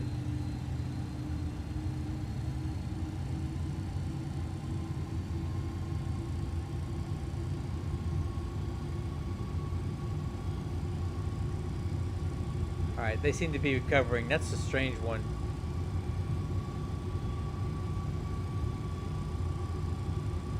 Alright, I say we go. Auto flight. Set takeoff thrust.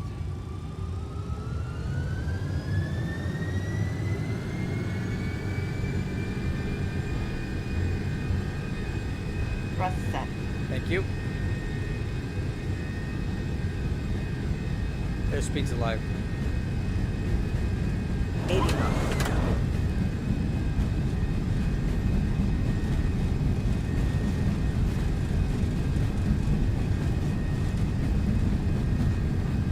B1. Rotate.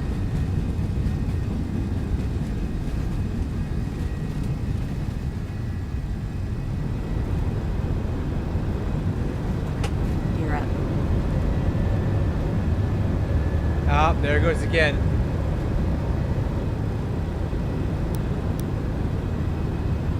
Alright, continue.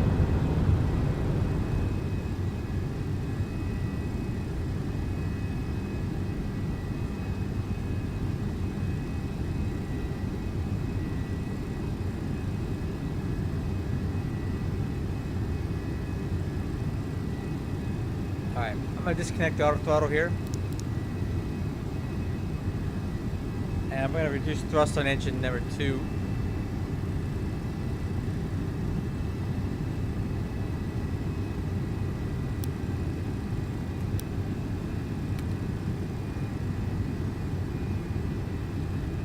Alright.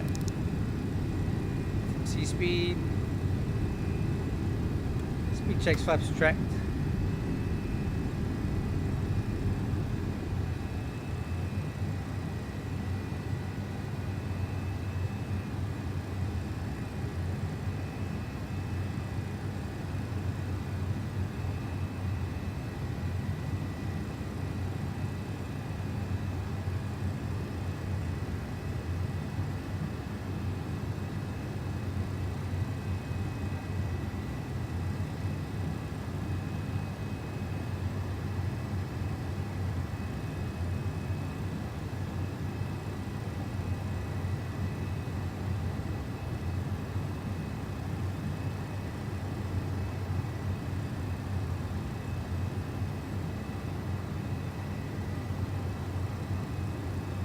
That's your track.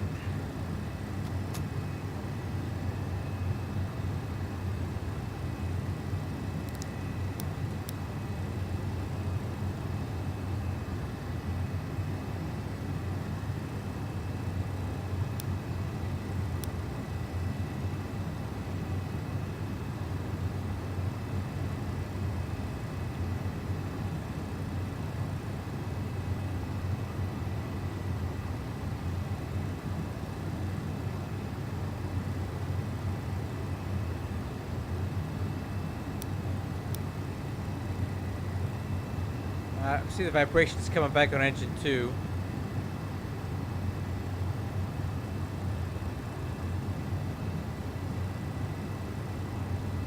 Yep, engine 2 vibration high.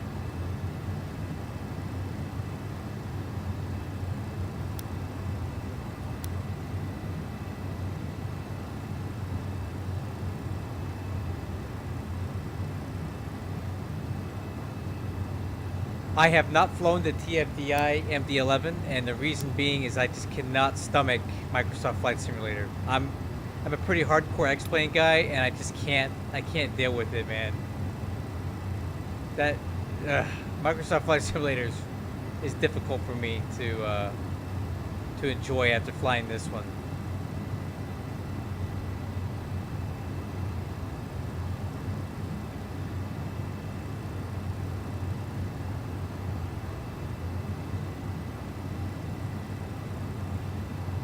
Well, I really don't want to divert, so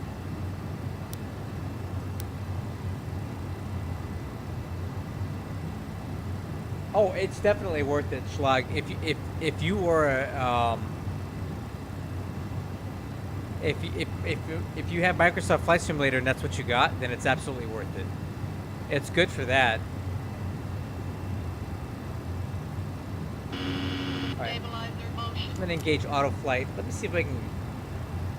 Well, I'm glad that my new Lewis script for failures is giving me failures. This one is not convenient for me because I'd like to complete my stream tonight. So I think what we'll do here is we'll probably clear this for now because this isn't really a failure I want to deal with that much. You know what I mean?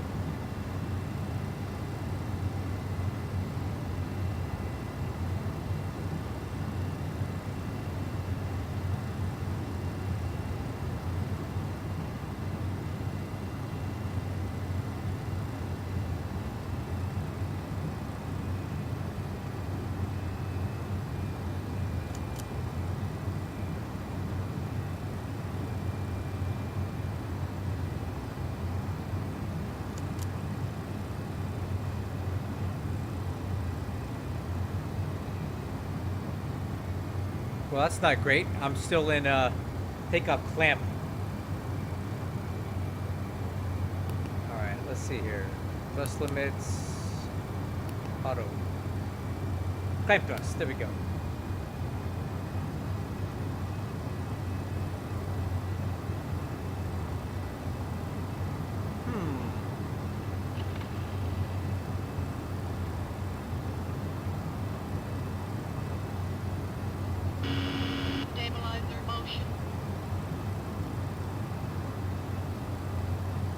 Yeah, dude, I gotta tell you, X-Plane and Rotate is so good.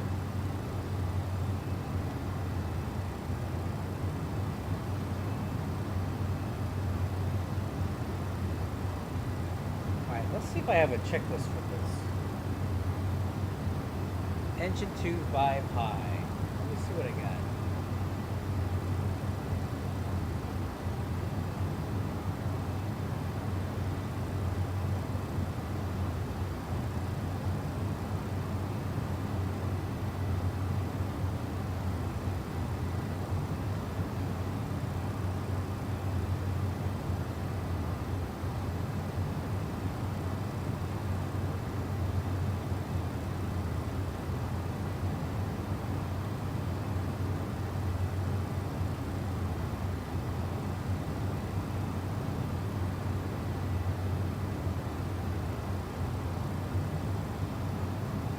So these vibrations kind of come and go, right?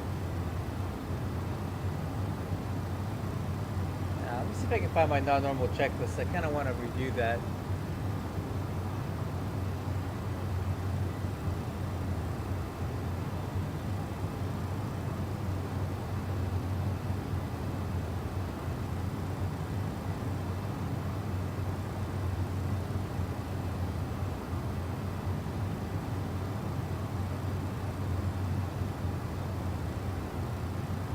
Alright. Engine.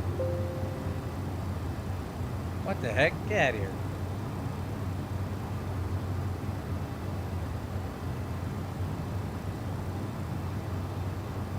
Nope.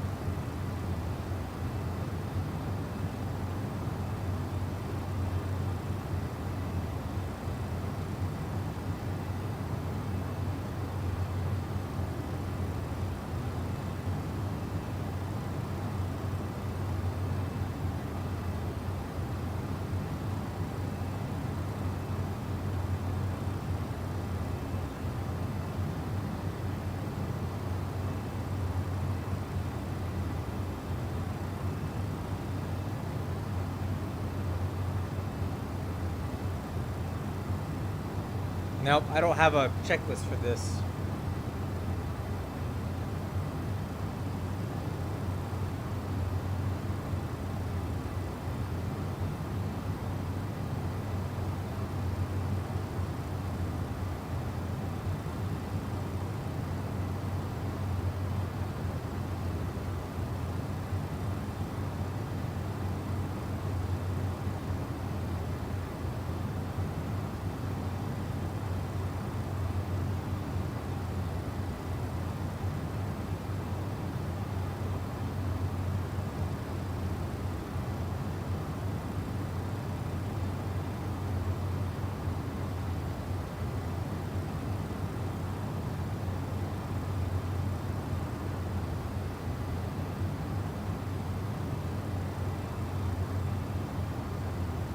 Hey, this search function sucks on this thing.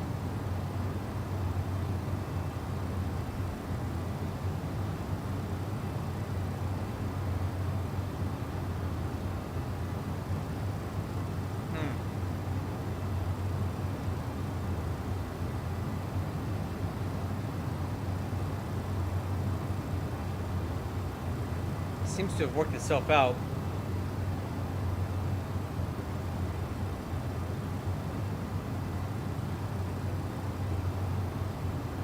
Yeah, I've never flown the Challenger. I hear it's good.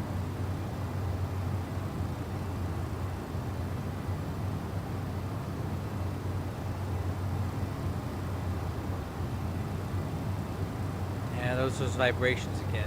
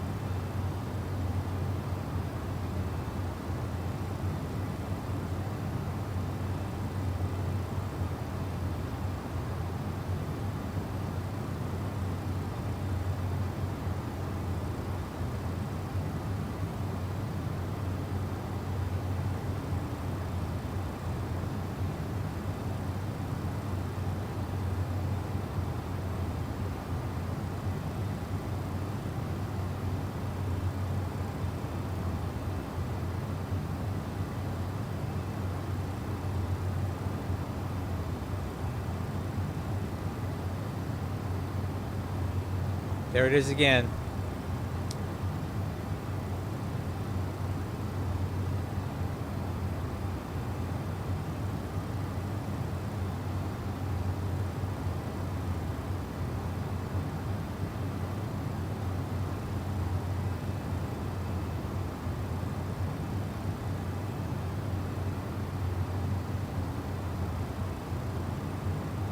Yeah, it's going to basically be something similar to this. If any engine indications are abnormal at minimum thrust, a precautionary shutdown should be considered. Altitude.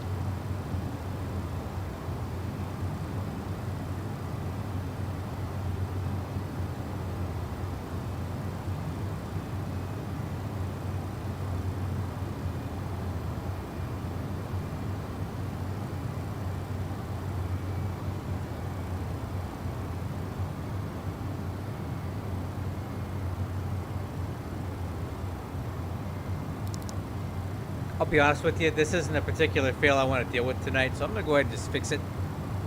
But I am happy to know that my Lewis script does work then. It's just this isn't the fault that I really want to deal with tonight, because really, when you have an engine that has high vibration like that, we should shut it down and divert. But I would like to get this thing to Dallas tonight, so I'm going to press forward. Maybe we can find another fail that's not so crazy tonight. Maybe something electrical or pneumatic, right?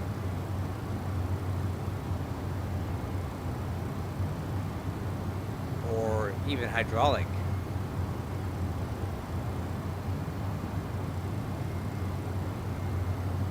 Or I'll just let this thing do its thing. How about that? Alright, crew, we're cruising at flight level 300, and the reason that we're so low tonight is that there's just a lot of headwind, and at this altitude it's lower. We'll actually get to Dallas quicker than trying to get higher.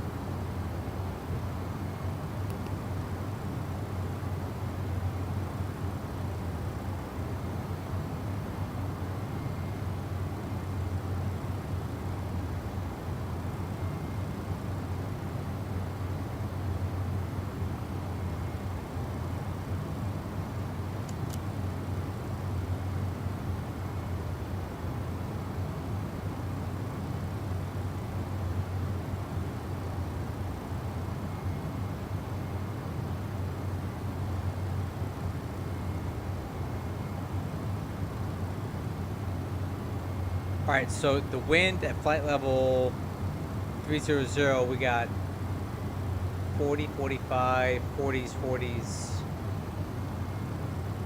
Not too bad, but if we go up higher, let's say 340, the wind picks up into the 50s.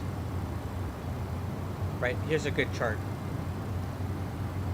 So this is Louisville. At flight level 300, the headwinds are minus 43.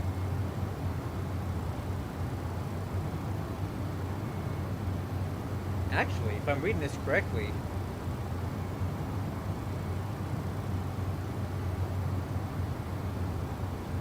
yeah, okay, 41, 46. So higher we go, the higher the wind. So we're going to stay at 300 for a bit. Probably for the whole flight.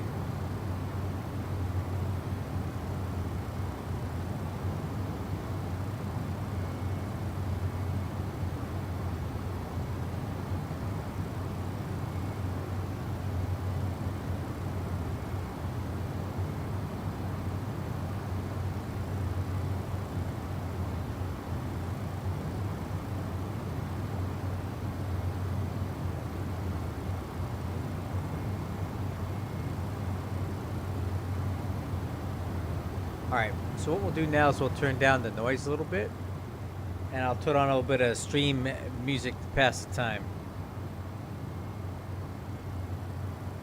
And we do have quite a bit of push-up fuel here, so I think what we're going to do is increase that cost index to 200.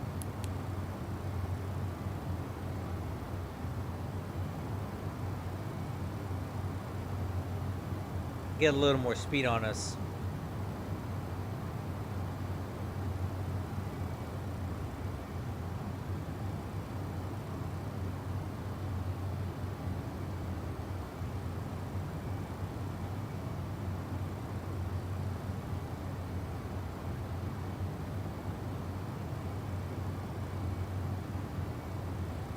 Alright, ambient noise coming on for you right now.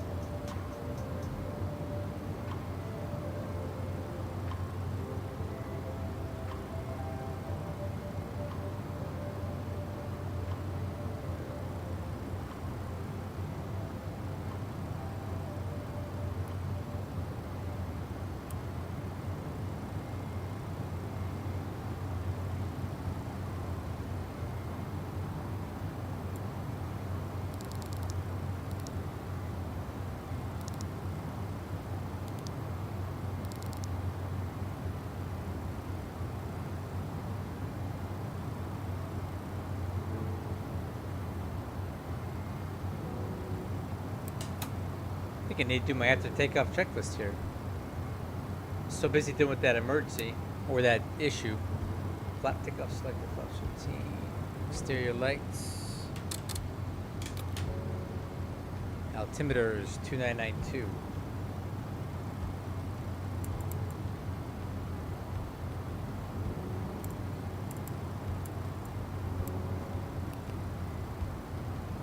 There we go. After takeoff checklist complete.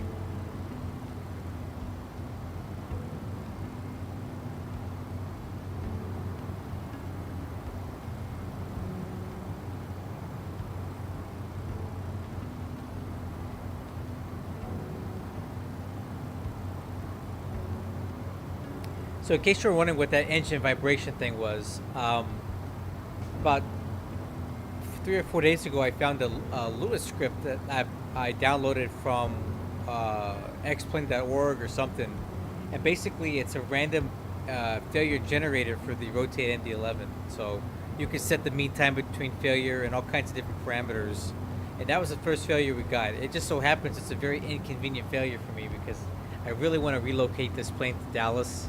And when you have an engine vibration, you should shut the engine down to divert to a near suitable airport, which isn't convenient for me.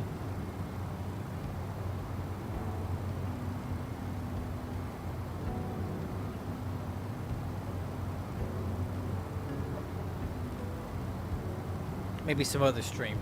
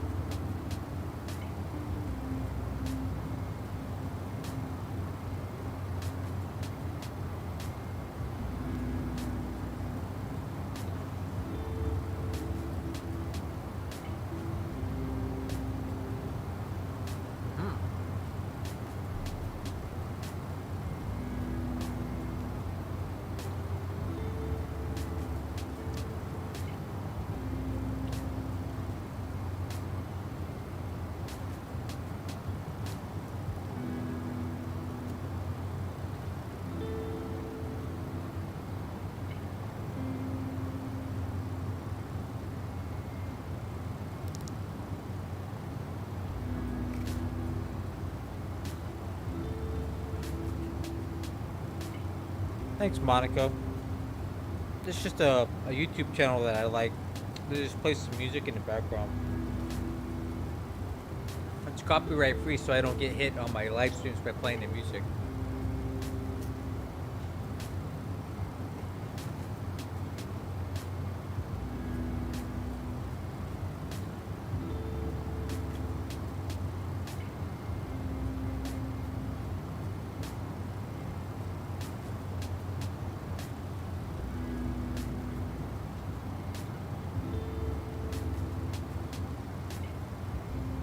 Did you guys see this? I didn't know this was a thing. Apparently there was an RAF Nimrod that crashed in 1995 at an air show in Toronto. This is crazy. Look at this.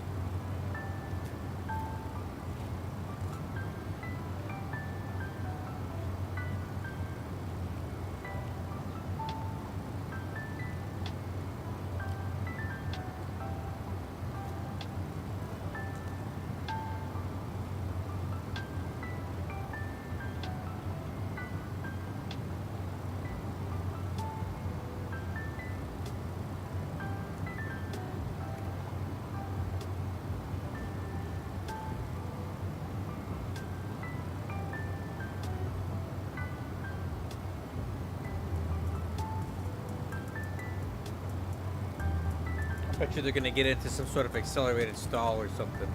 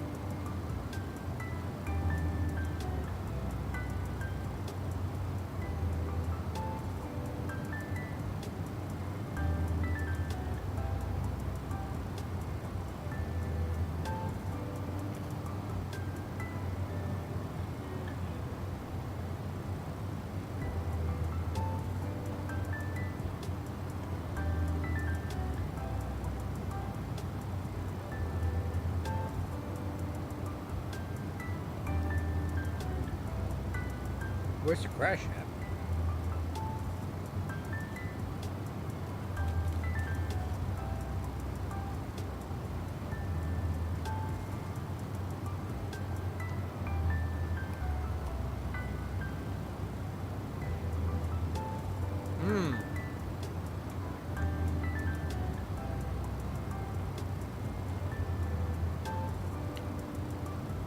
Interesting.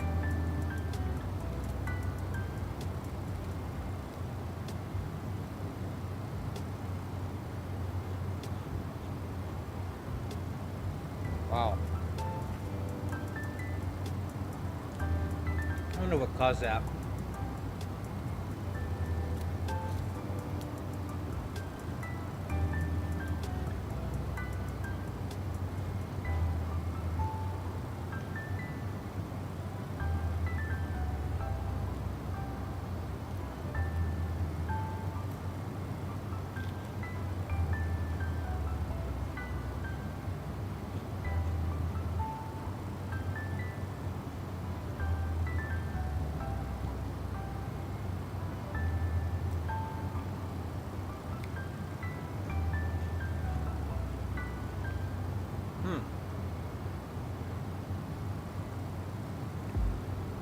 Oh, it's going good, Nanny. Thank you.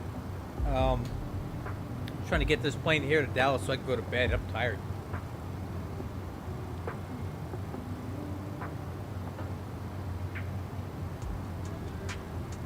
Trying to do some light reading and stuff while we're heading over there.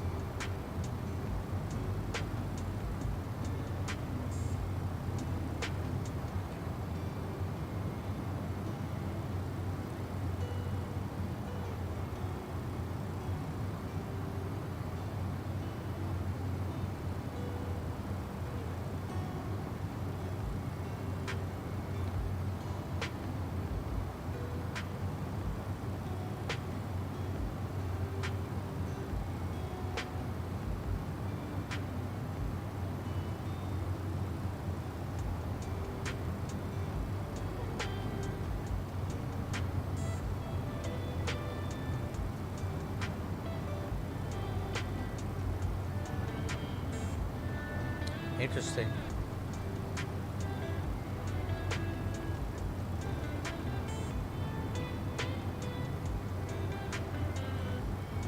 Yeah, it looks like it. A lot of people die in air shows,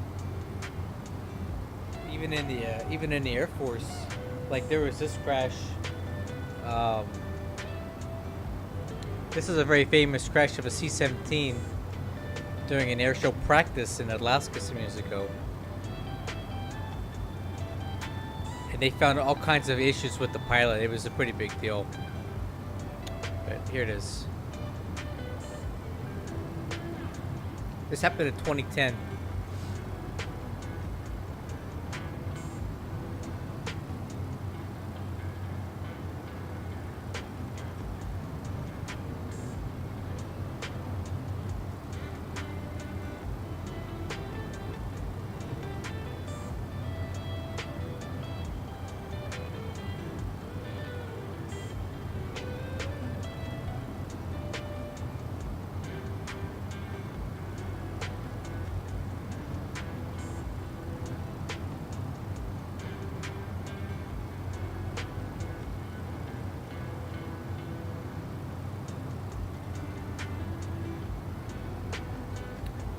Right about here, the pilot stalls it. That's going in. Okay, now that part of it's not real. That's AI right there, but like, you get the idea.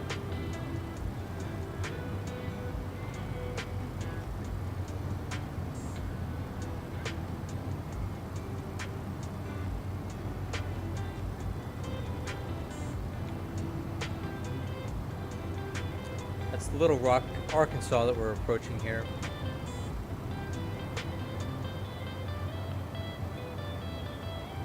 Yep.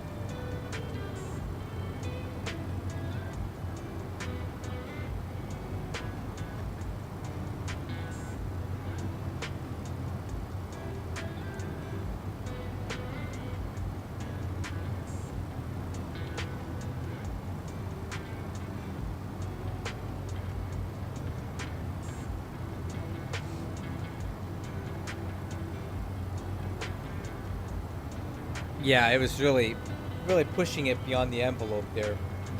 I think the investigation determined that pilot had done all kinds of unauthorized things and was really pushing the envelope all the time, and probably shouldn't have been doing that job. I remember reading the accident report some years ago about it.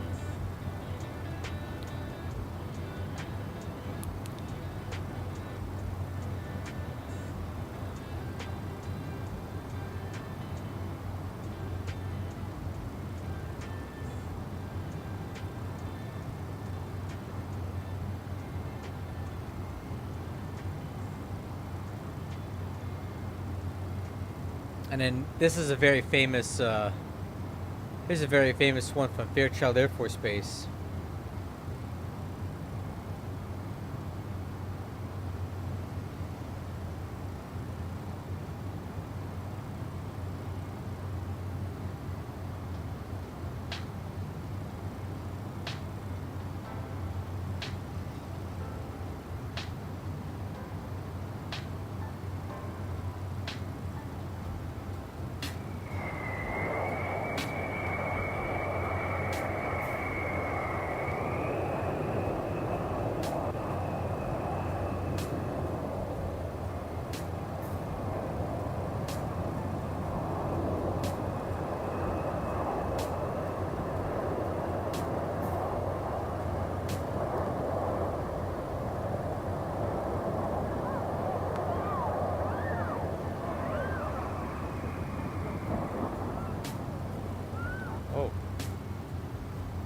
Yep, all kinds of air crashes at air shows.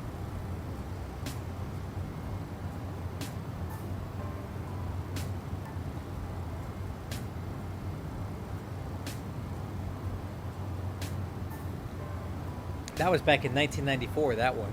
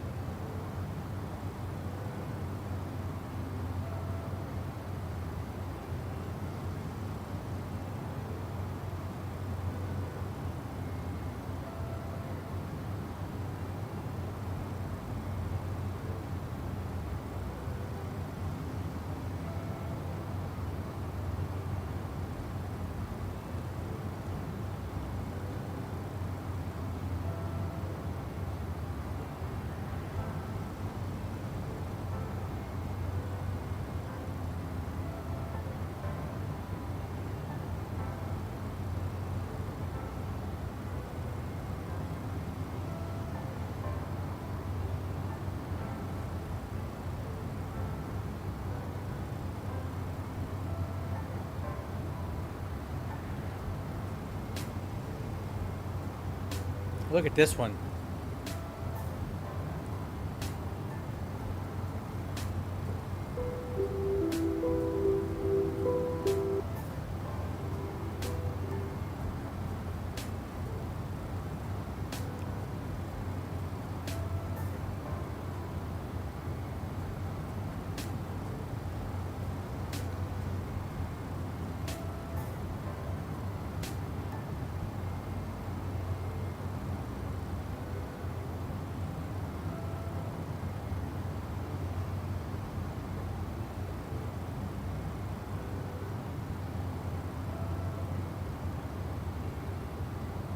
So this happened in England some years ago, 10 years ago.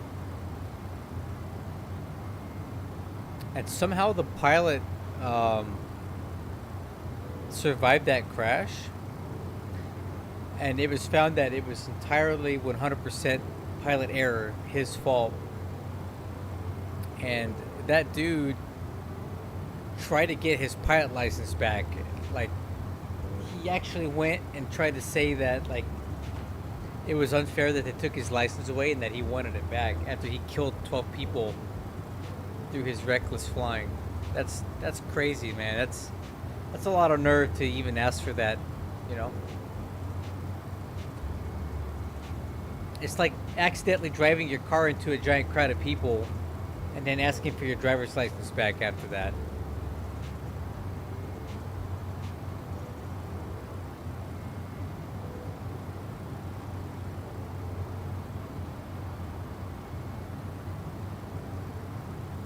Yeah, 2015. Medic Mommy. Hello. Let's see here. No, there were 12 people on the ground. He crashed his plane into the ground. There's people there.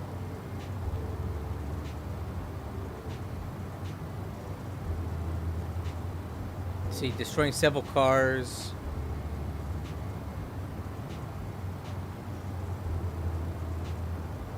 "11 people killed and 16 wounded."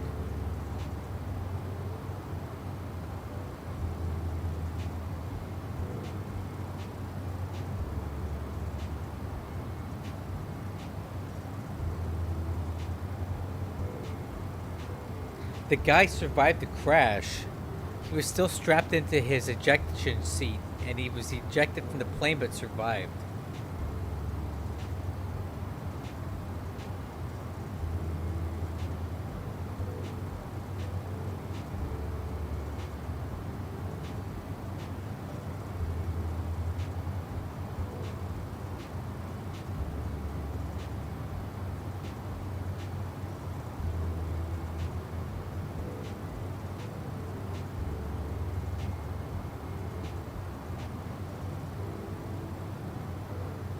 Listen to this.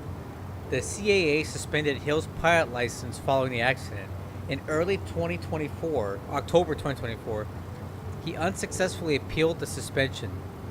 The CAA reported that Hill sought to disassociate himself from the accident and referred to himself in a third party. Hill's private and air transport licenses and flight radio telephony license were revoked on the grounds of both competence and fitness of character. Hill applied to the High Court of Justice in March 2025 for permission for a judicial review of his failed appeal. The final appeal was denied. Yeah, so this guy killed all these people, and then he wanted his pilot's license back and was really fighting for that, and they're like, absolutely not. I mean,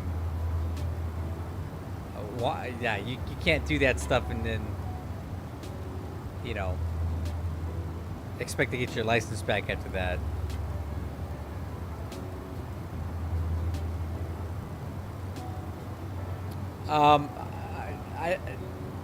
I don't know. I think they can be safe if they're done safely, but when, you know, when people do stuff that's not normal, then it's not safe. I mean, I've been working air shows at my base since 2010, and there's never been a single crash at it.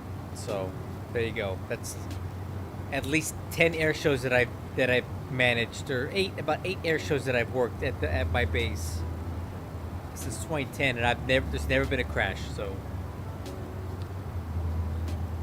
you know, I don't know, make with that what you will.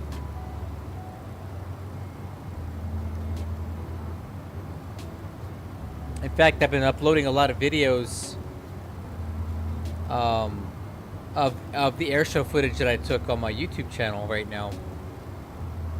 If you guys look at this, you go over to the YouTube shorts, all of these are, with the exception of some stuff like this, a lot of these are from the actual air shows that I go to and that I work. Like, I just uploaded this video today.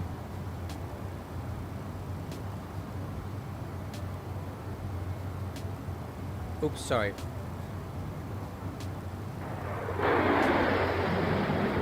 I took this video 2 years ago.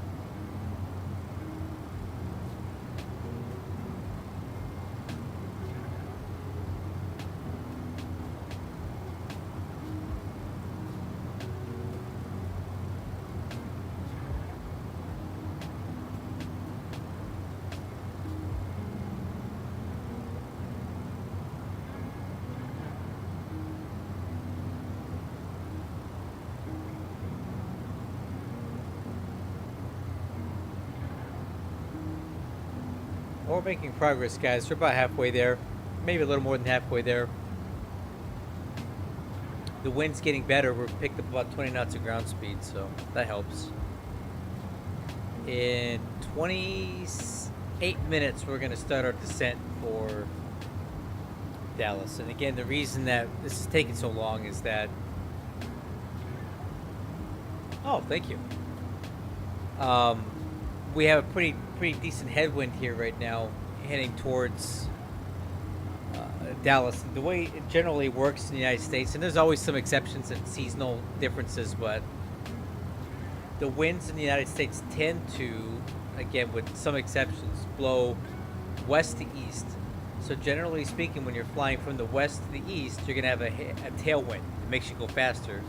And when you fly from the east to the west, you're going to have a headwind, because the winds predominantly blow this way in the United States.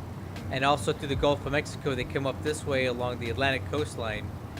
And then you get a thing called the jet stream, where the wind blows across the Atlantic Ocean from west to east. So when you fly to Europe, it generally takes less time than when you come back from Europe, because you have a tailwind going this way and a headwind going this way. Now those headwinds and tailwinds, they ebb and flow and they change, and the time of day affects the intensity. So that's why you oftentimes see a lot of, like for example, I go to London a lot from LA. They leave at almost the same time all the time, because they're trying to take advantage of the optimum wind conditions over the Atlantic, and also timing the arrivals into Europe at a decent time during the next day. But your flights coming back from Europe are also trying to work against these winds, and they pick times of day to travel that have the least impact and the least amount of intensity going from west to east. But again, due to the jet stream, they tend to travel west and not east. The winds.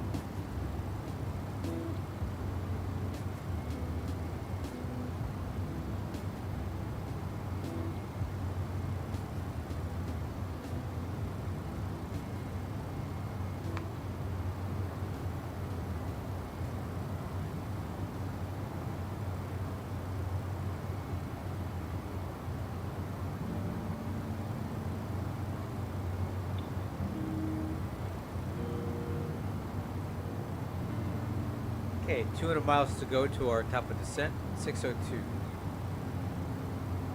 26 minutes, guys. 26 minutes. Something will happen. Then we'll head down and land in Dallas to the south.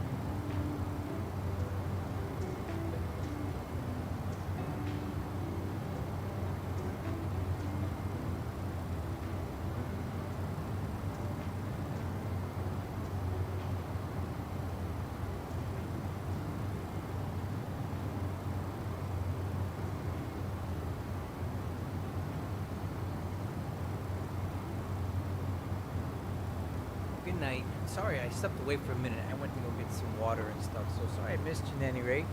But I appreciate it. It's pretty late here. I'm looking forward to landing this thing and going to bed. So sleep good. Talk to you later. All right. How are we looking here?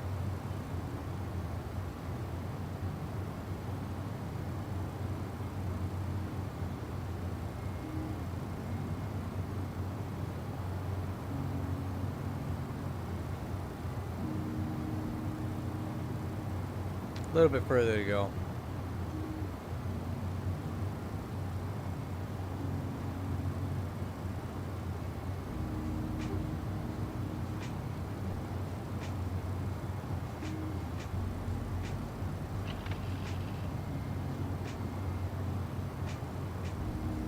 So there's our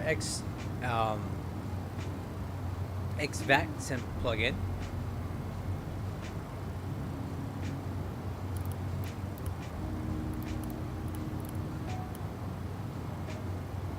Six, 5, 5.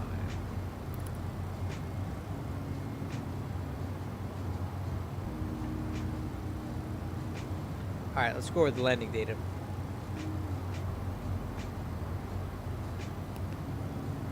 Estimated landing weight is 433.1.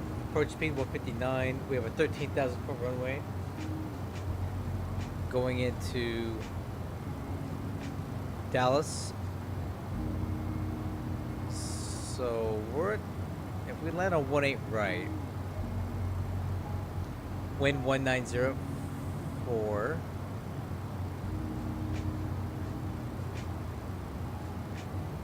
two-ladder 82,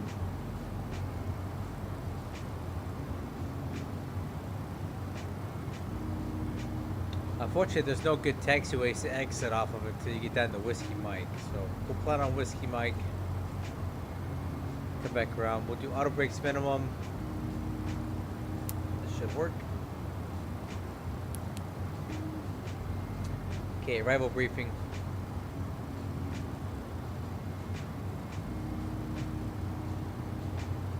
We're on the Seaver for our nav arrival.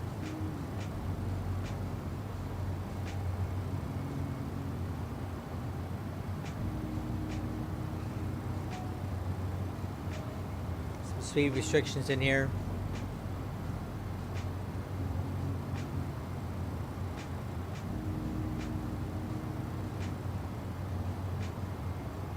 So yacht at 230, 6,000 feet, and we'll vector over to the ILS 18 right. That's what I have in the FMC, right?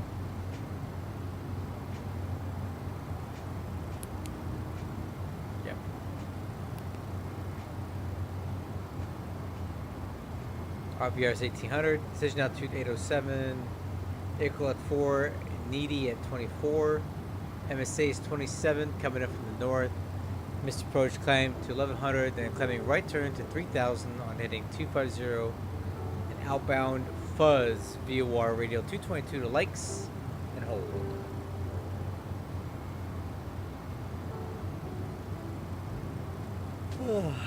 Okay.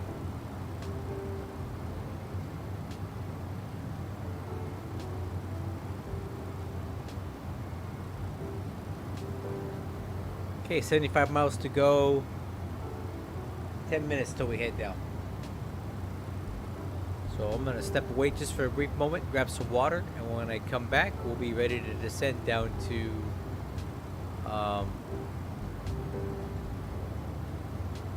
Dallas.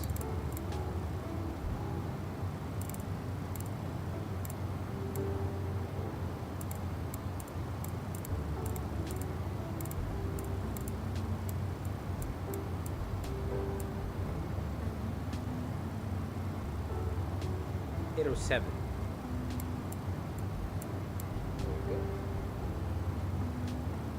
So you just sit tight, relax, and in just a few minutes we'll head down. Let me go grab a drink real quick.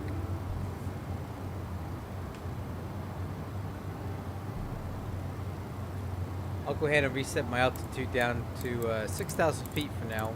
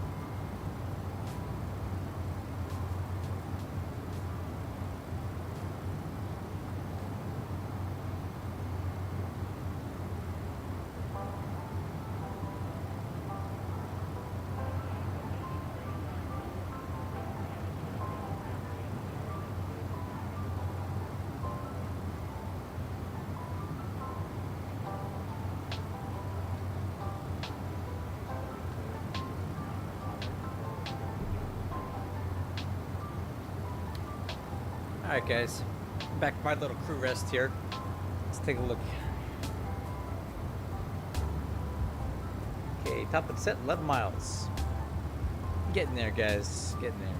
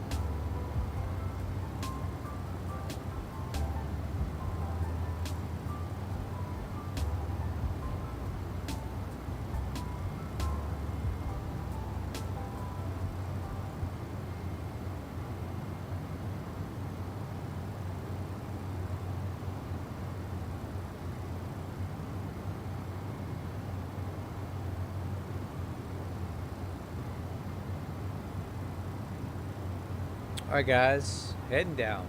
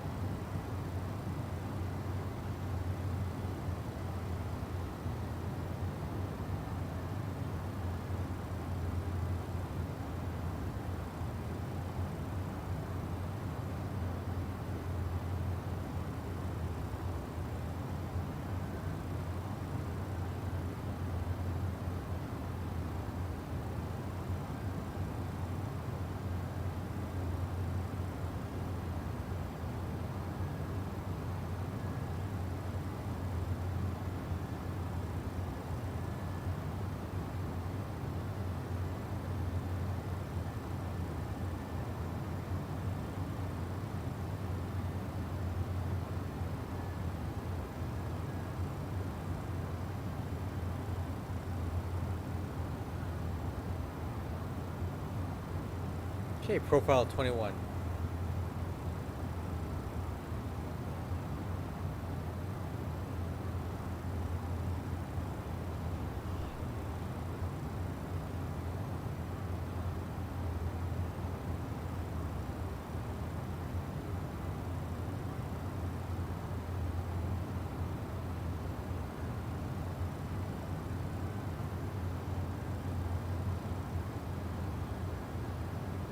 Add drag. Okay, speed brakes extended.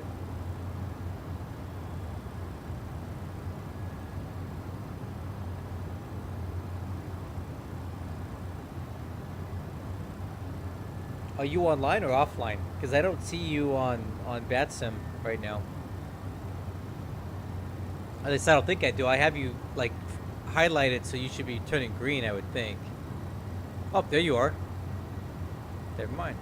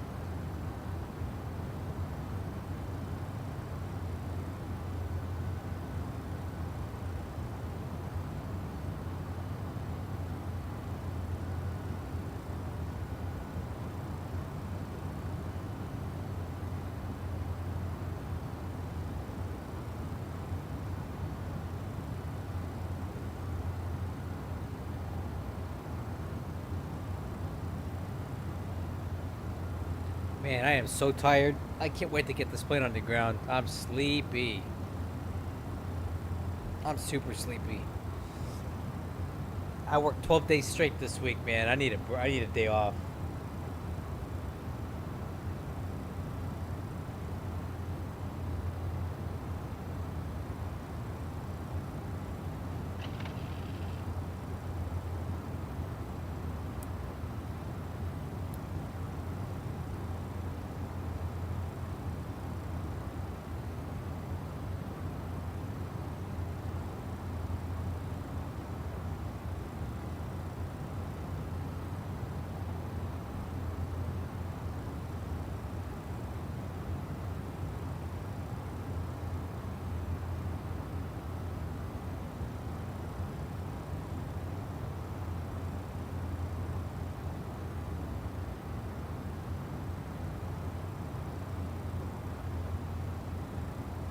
Okay, transition altitude's coming up at about 1,000 feet.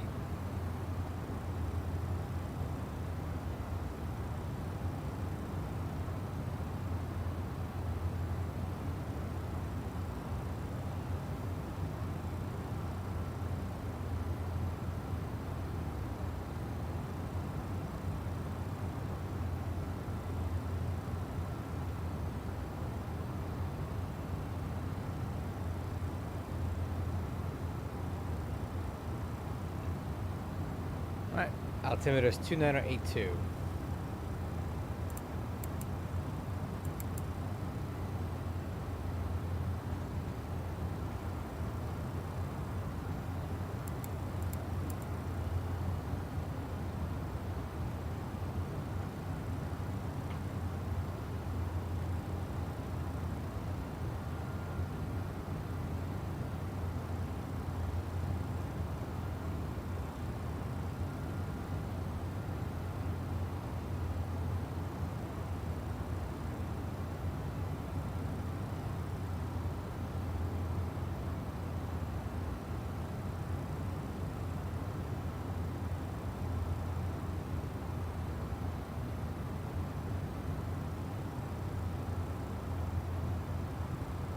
Altimeter setting.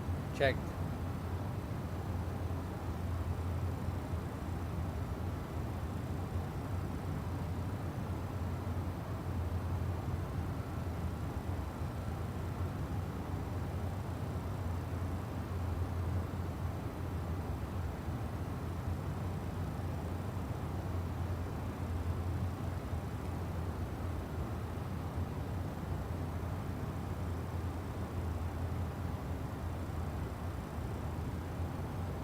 Okay, speed 270.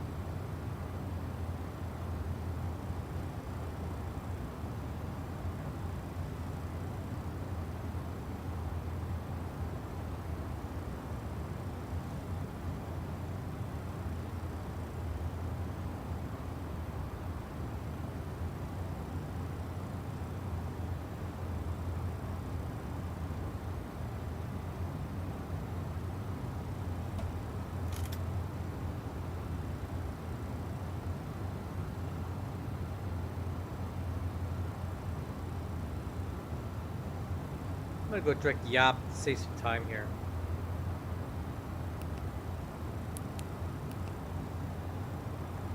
I need to get to bed, so I want to get this plane on the ground as quickly as I can.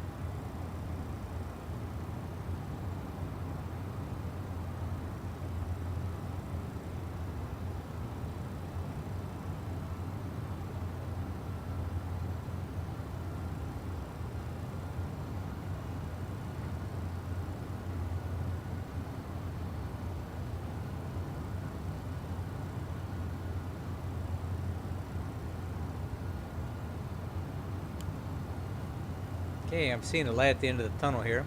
Got our speed under control, 245 thrust. As we're coming through 10,000 feet. Lights are on. Approach checklist complete.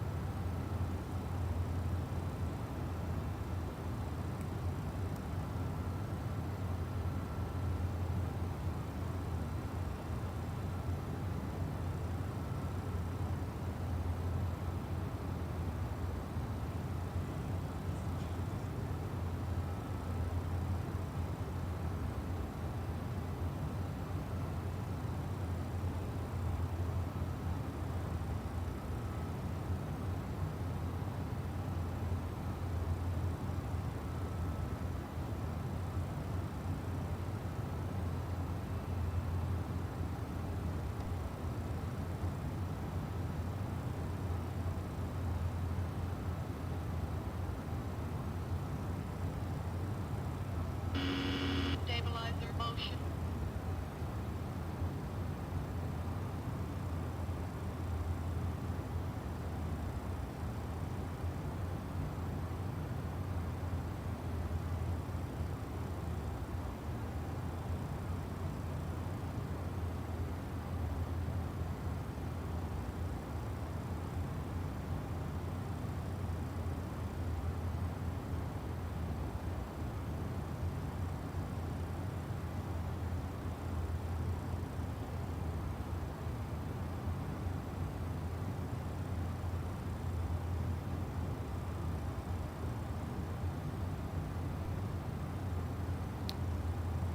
Getting closer.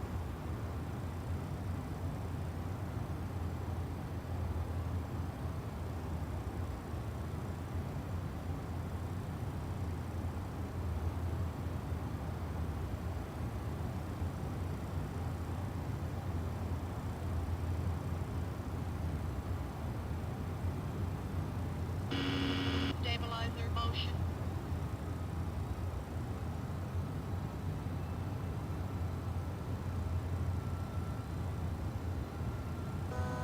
Altitude.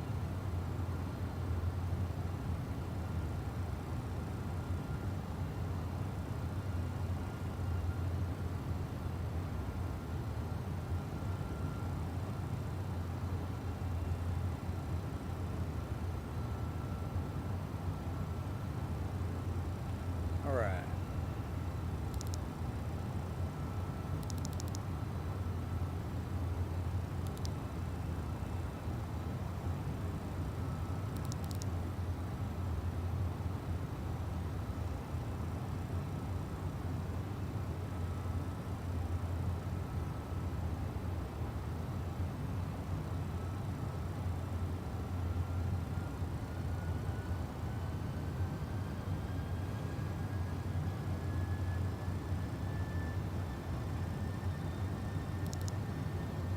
Alright, speed check plus 15.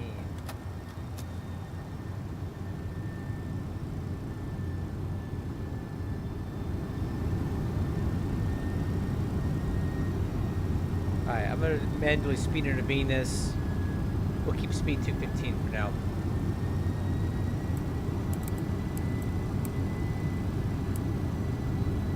Heading select 265.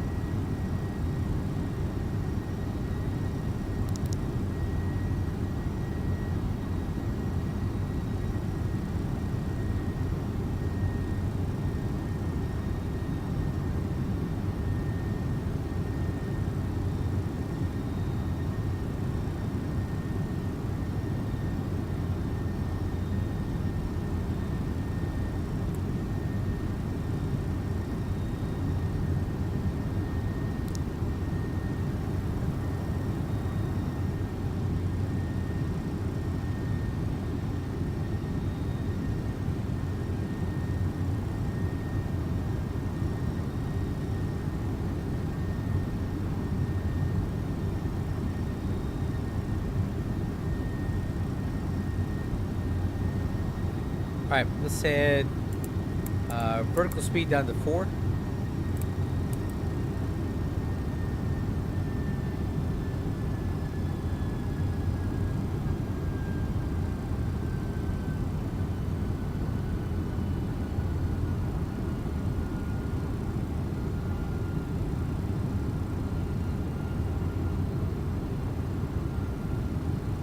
Final approach course is 176, so we'll turn to heading, oh, I don't know, 206 here in a little bit to pick up that ILS.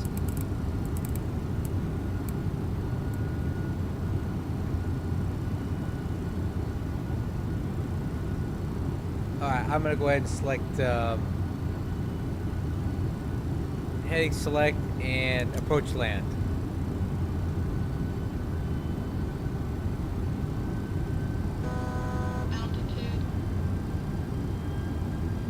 Localizer capture. Vertical speed 4,000. Forward traffic, good evening. UPS 2257 on the ILS 18 right approach.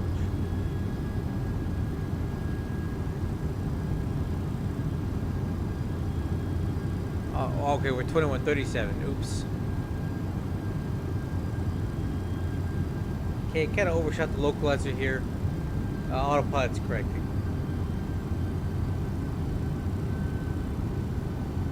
There's Dallas out there in the distance.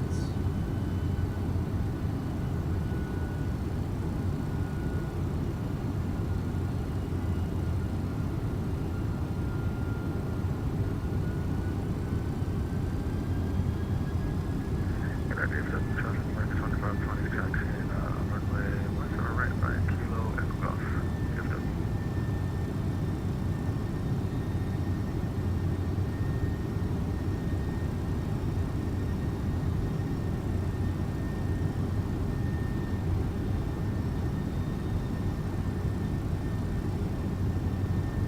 FMS speed.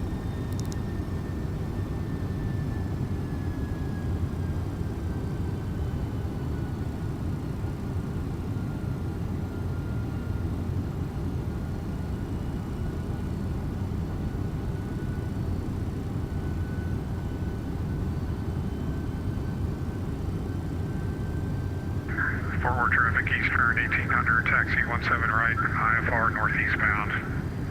Fort Worth will be on the American. Oh, there's actually people here. It's so late at night. It's like 1 in the morning.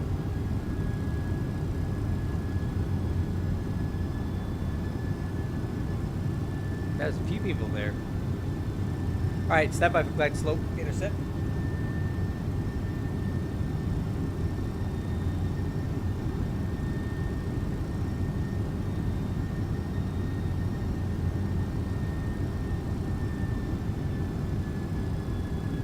Okay, you're down, flaps 28.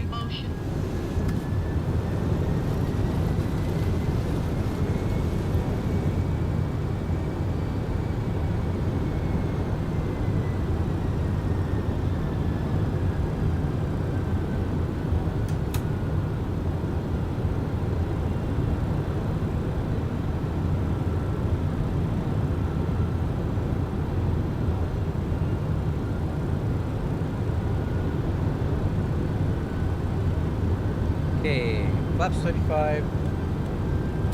Final checklist. Landing checklist. Landing gears down. Spoilers are armed. Auto brakes minimum. Flaps 35. Altimeter's cross check. EAD green box. West approach altitude is set. West approach heading set. Forward traffic. UPS 2137 on final 18 right. Good land.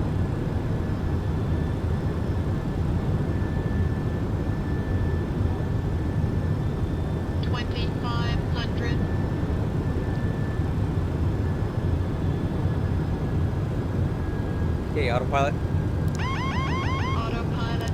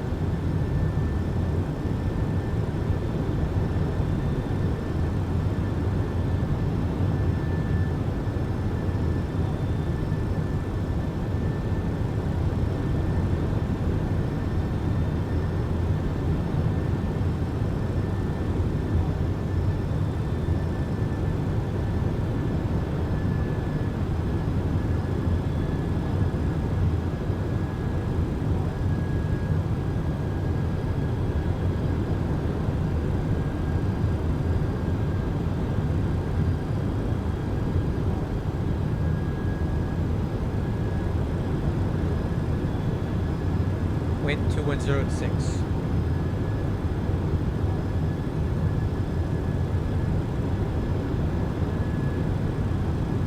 1,000.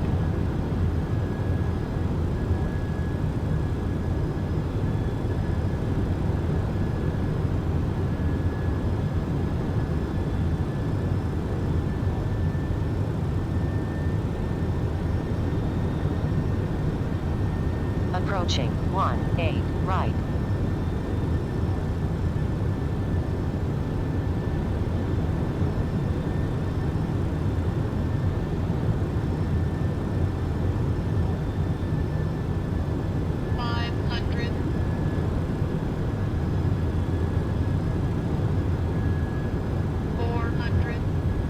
Forward traffic, Yankee 25, 25, Approaching minimum. to the south. 300.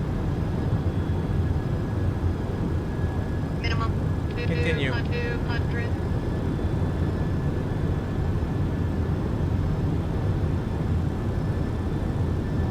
One hundred. 50. 40. 30. 20. 10.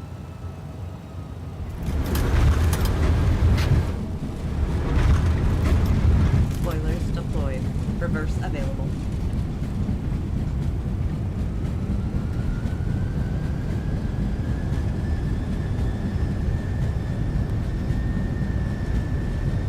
$80 knots.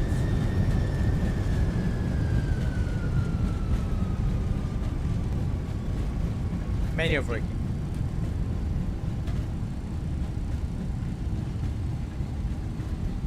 Okay, we'll make this turn off here.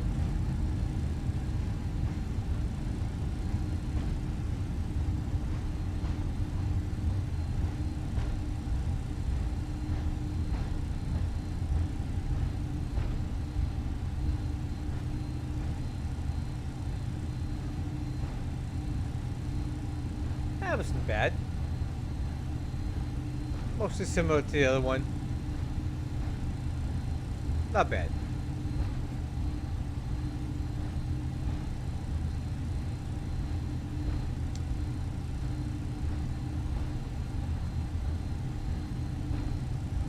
Forward traffic, UPS 2137 is clear of 18 right at Whiskey Mike, taxi to North Cargo via Charlie.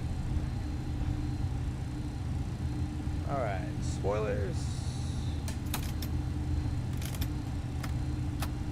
Flaps. Oh.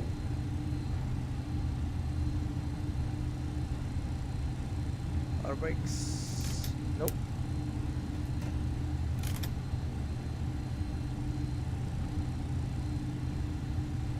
That's kind of a long landing.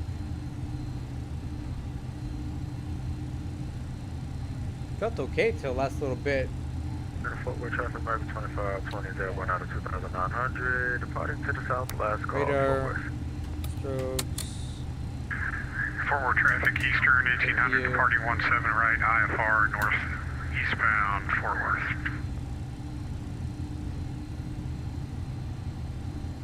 Step trim's coming.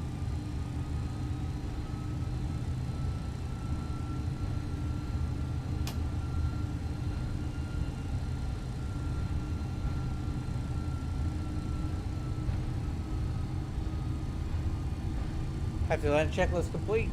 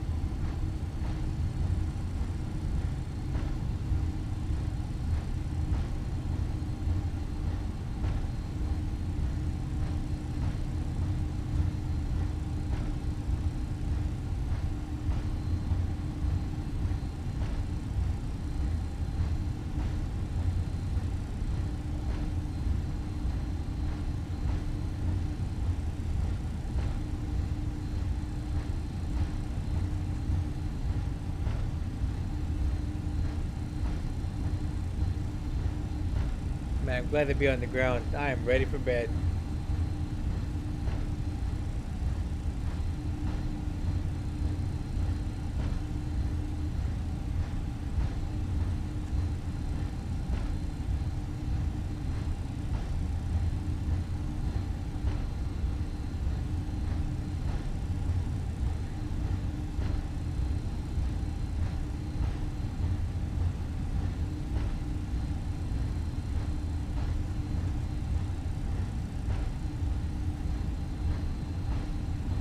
Man, it's a long taxi.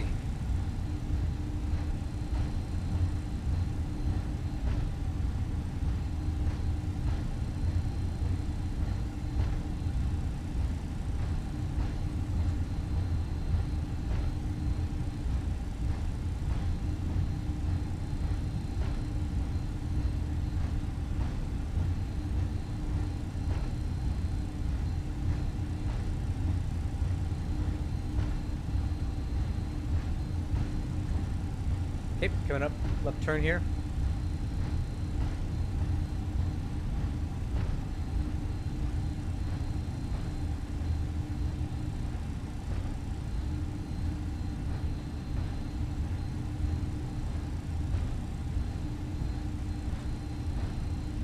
Okay, here we go, turn.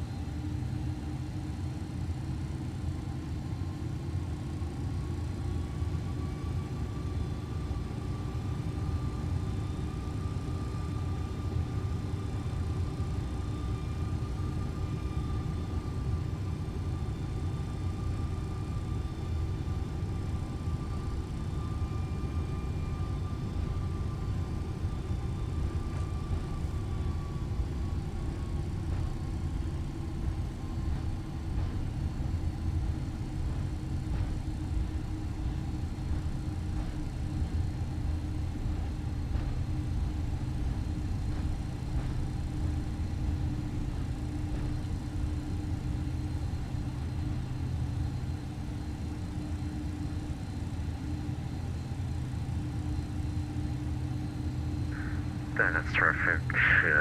Good evening, guys. German cargo 66F Deutsche 566 Heavy. Expect Dallas on runway 18 right. That is terrific.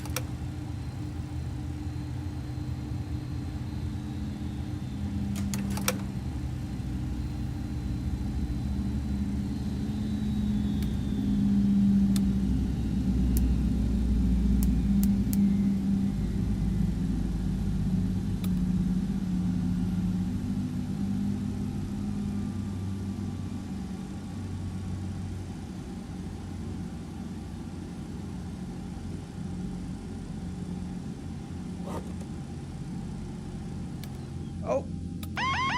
Autopilot. Thanks, Austin. Appreciate it. I'm gonna go ahead and go to bed now. I am tired. Appreciate you being here for the flight, man. I hope yours goes great, and I'll catch you guys on the next one. Bye-bye.